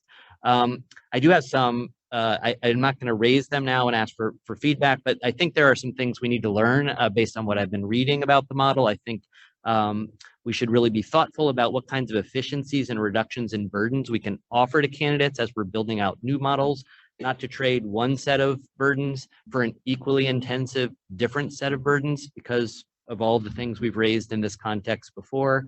We have the opportunity here to actually lower barriers for candidates, and we should really lean into that. I think the ways in which we're addressing sort of foundational skills for reading and literacy need to be appropriate actually to the full body of knowledge around the science of reading. And I have some questions about whether we're really fully addressing that in the current LPA model. Similarly with the rubrics, I think we still have some refinement and some work to do, both in order to make them valid and reliable and also to meet our expectations. But in order to do all of that work, we've got to start testing it out in real world contexts. And I think we should move forward and support that. So Commissioner Litt, we will follow up with you individually on those to make sure that we're including those. Thank you. Commissioner De La Torre. Thank you. I'm in agreement with Commissioner Litt's statements, but I'd also like to add that when you do a sample, because the sample is selected, then the results are only representative of that population that they represent. So it's not really, for me as a statistician, I mean, I wouldn't be happy with that. I would be much more happy with a randomly selected sample because then that would be more indicative of what would really happen. And so if you're only, so for me, the results that we get back from this, I'd like to see it because I like data and I like results, but I also know it's not going to be representative of what would really happen if we just let loose in California. Right. So for me, I can't really make any decisions when I know that the method of collecting the data is not one that I would have approved of in the beginning. So for me to see what would really happen, I mean, if we have faith in this, that it's going to work, then get a randomly selected sample and let's see what really happens. I think it's going to be very successful. I'm very confident that with the level 2 out of 5 is very achievable. And will there be some candidates who don't achieve? Absolutely, and that always happens. And we don't want candidates who cannot meet a certain level to be in the classroom because they might need to be in a different profession, or if they just can't, you don't want to put somebody into a job that they cannot do. So I would like to move forward with the pilot, but I am wary about having a hand-selected group of a sample. So that's something we will definitely consider. I mean, we could ask participating programs to randomly select candidates, but at the same time, allow those candidates to opt out. And that may be our way to find the median. Yeah. And I think for me, I keep reminding myself this is a pilot, not a field study, correct? And so the pilot, at least the way I see it, the pilot is just working out the bugs before we field test it, but the field test is really then where we would. But I think we'll find more bugs with a randomly selected sample than I hear you. we think That's is a gonna good point. pass. Yeah, very so that good- maybe I want to find all the a bugs. hybrid. I hear you. No, that's a good point. And I actually also have a clarification question and then possibly a follow-up question. So for a single subject English teacher, this will be the literacy performance part is new, correct? They do not have to take the literacy performance assessment per the legislation. Okay, so This is not for single subject teachers. So this, okay, I guess, thank you for that clarification, because I know there are some additional now coming up for single subject English teachers. There's some additional TPEs, but they're not required to take the literacy performance assessment. They will continue taking the same version of the Cal TPA, TPA, or FAST that they're taking now. Okay, then that answered, I don't have a follow-up question then, thank you. And I didn't see any other hands. Were there any other comments? Because we have a complicated set of motions here to get through. So we have 4 potential actions before us today. It's on page 15 of the item if people want to get to page 15, although the first one is actually on pages 5 and 6. So for the purposes of what makes the most sense, we will take them slightly out of order from what they are on page 15. So first, Do I have a motion that the commission adopt the criteria listed on pages 5 and 6 of this item for the selection of institutions to participate in the literacy performance assessment pilot study? Is that a motion? Okay, so Commissioner De La Torre, thank you. Do we have a second? Okay, so Commissioner Heredia, we have a second. Okay. Any further discussion of that part of the item? All those in favor, please say aye. Any opposed? All right, that motion carried. Thank you. Second, do I have a motion to require candidates to pass the LPA with a minimum score of 14 across the 8 proposed rubrics, with the agreement that candidates who do not pass the LPA will need to take and pass the current RICA and the current TPA model adopted by their program? Okay, I have a motion by Commissioner Litt. Do I have a second from Commissioner De La Torre? Any further discussion? Other than I think we've had a lot of discussion about that part. All those in favor, please say aye. Any opposed? All right, that motion carried. Thank you. Third, do I have a motion that the commission approve waiver requests from selected institutions to waive the requirement for the assessment of reading instruction competence requirement for their candidates who successfully complete the LPA and meet the pilot expected performance level set by the commission? Okay, I have a motion by Commissioner De La Torre. Do I have a second? Second from Commissioner Heredia. Further discussion? All those in favor say aye. Any opposed? All right, motion carried. Look at us. We have one more to go. We're moving right along. Finally, do I have a motion to approve waiver requests from selected institutions to waive the requirement for the reading instruction competence assessment requirement for their low incidence education specialist candidates who successfully complete the LPA and meet the pilot expected performance level set by the commission? Any motion? Okay, motion from Commissioner De La Torre, and I think I saw a second from Commissioner Litt. Further discussion? All those in favor say aye. Any opposed? All right, that motion carried. So thank you. Well, my script says Ms. Rising, but I'll thank you too, because you helped us a lot with that. Mr. DeGarry and Ms. Kennedy. Having no additional items for today, I recess the Educator Preparation Committee until tomorrow. Thank you. And we have one. We have the professional. Yes, Johanna.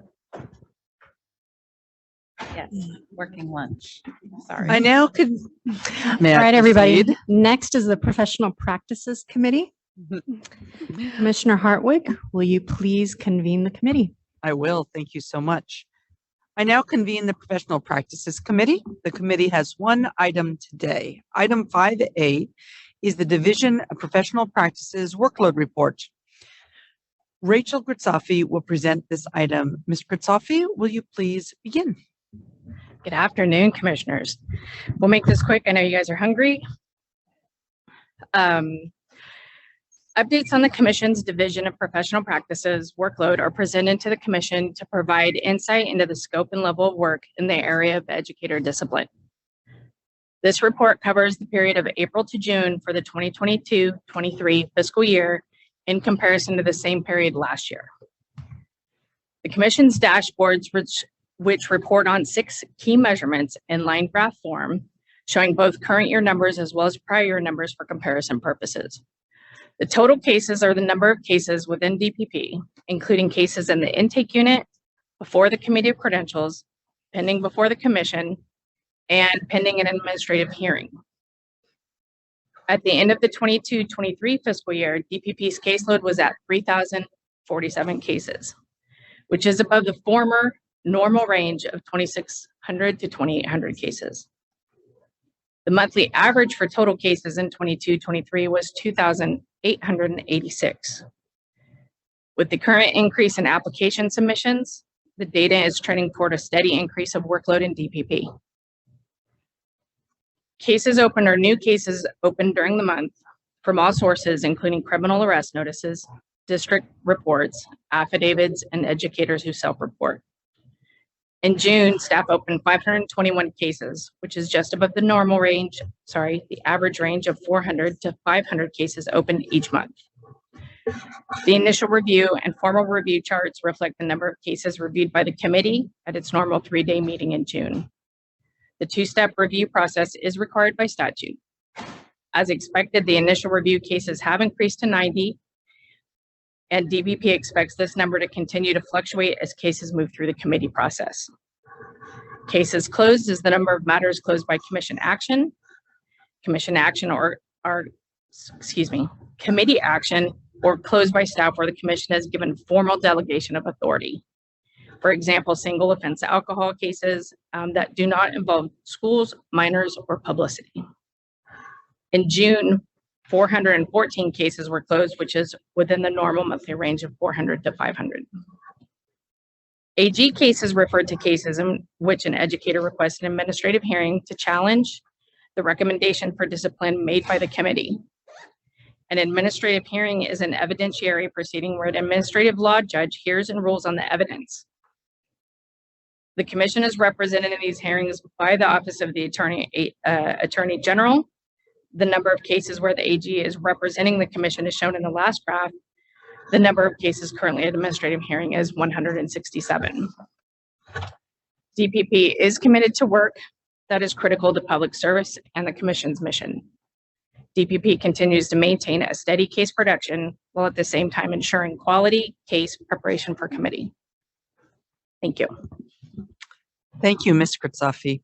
We will now open for public comment. If there are members of the public that would like to give a presentation, please notify the meeting moderator by submitting a request card or clicking on the raise hand icon if participating through Zoom, or pressing *9 if participating by phone. Recording secretary, are there any public comments? There are no public comments on this item. Thank you. The public comment period for this item is now closed. Do commissioners have any questions or comments on this item? Commissioner Klatt. Thank you. I just wanted to share that I sat in for a day in July on the Committee on Credentials. And as always, it just reminded me of my appreciation for the enormous scope of work that they do every month on our behalf. And I was impressed by just their thoughtful consideration, their expertise, their experiences that they brought to the table. And so I was really glad to be able to be here that day. And it reminded me also, and I know that this has come up before, we've talked about this, if there is anything we can do to think creatively, and I know people already are, so I just want to lift that up, to how we can legislatively, I think it would have to be legislatively, rethink the structure of that committee so that so few people are not burdened with so much, because it really, so much of the important work we do here depends on them. And I think they're stretched about as thin as they could be stretched. So one, I just again want to appreciate the people who are doing that, because it really was impressive to watch them work, and it made me feel even more confident in the work they do. But my gosh, they are carrying a lot. You keep them very busy. Thank you for those comments and for taking the time to go sit in on the Committee and Credential meetings, Commissioner Klatt. And thank you to all the work from the division that feeds into the Committee on Credentials work. I really appreciate that we get to see this report at each of our meetings, which exposes for the public, one of the 3 pillars of work that the Commission does that otherwise the public does not have access to.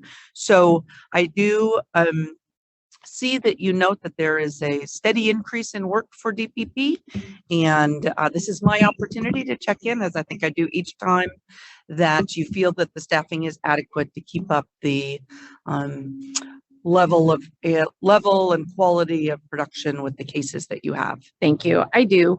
The staffing that we have and the number of cases that we're moving through committee are representative of both what Commissioner Klatt indicated was the level of work the committee is doing. And so we try to keep a pace for them that's sustainable. And in doing so, we keep a nice level between, like I indicated on our initial review, between 90 and 95, right? That's a sweet spot for them to be able to review the cases, have plenty of time to deliberate, do all the pieces that they need to come to a final conclusion and recommendation. So we're right now, our average last year, and I'll be running our annual stats at the next meeting in October, and we average about 88. So we have room to grow, and I expect that we will do so because the teacher shortage push is out. And so we're starting to see the benefits of that with the application submissions rising. So I expect that we'll be able to continue as normal. Thank you for that. Are there any other commissioners who have questions or comments on this item? Commissioner De La Torre. Thank you, Commissioner Hartwig.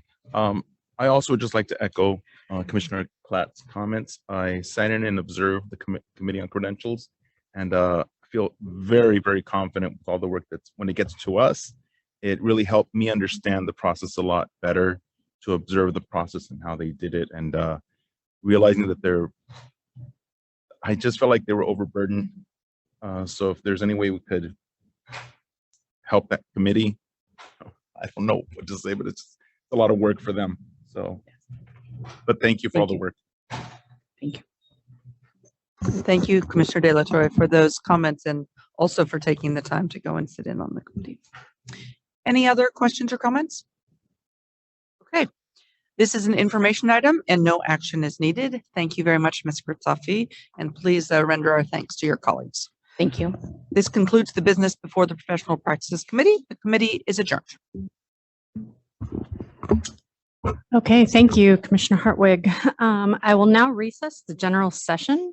Members of the commission will go into closed session. The general session will reconvene at 8:30 tomorrow morning, and commissioners will begin closed session at 1:30.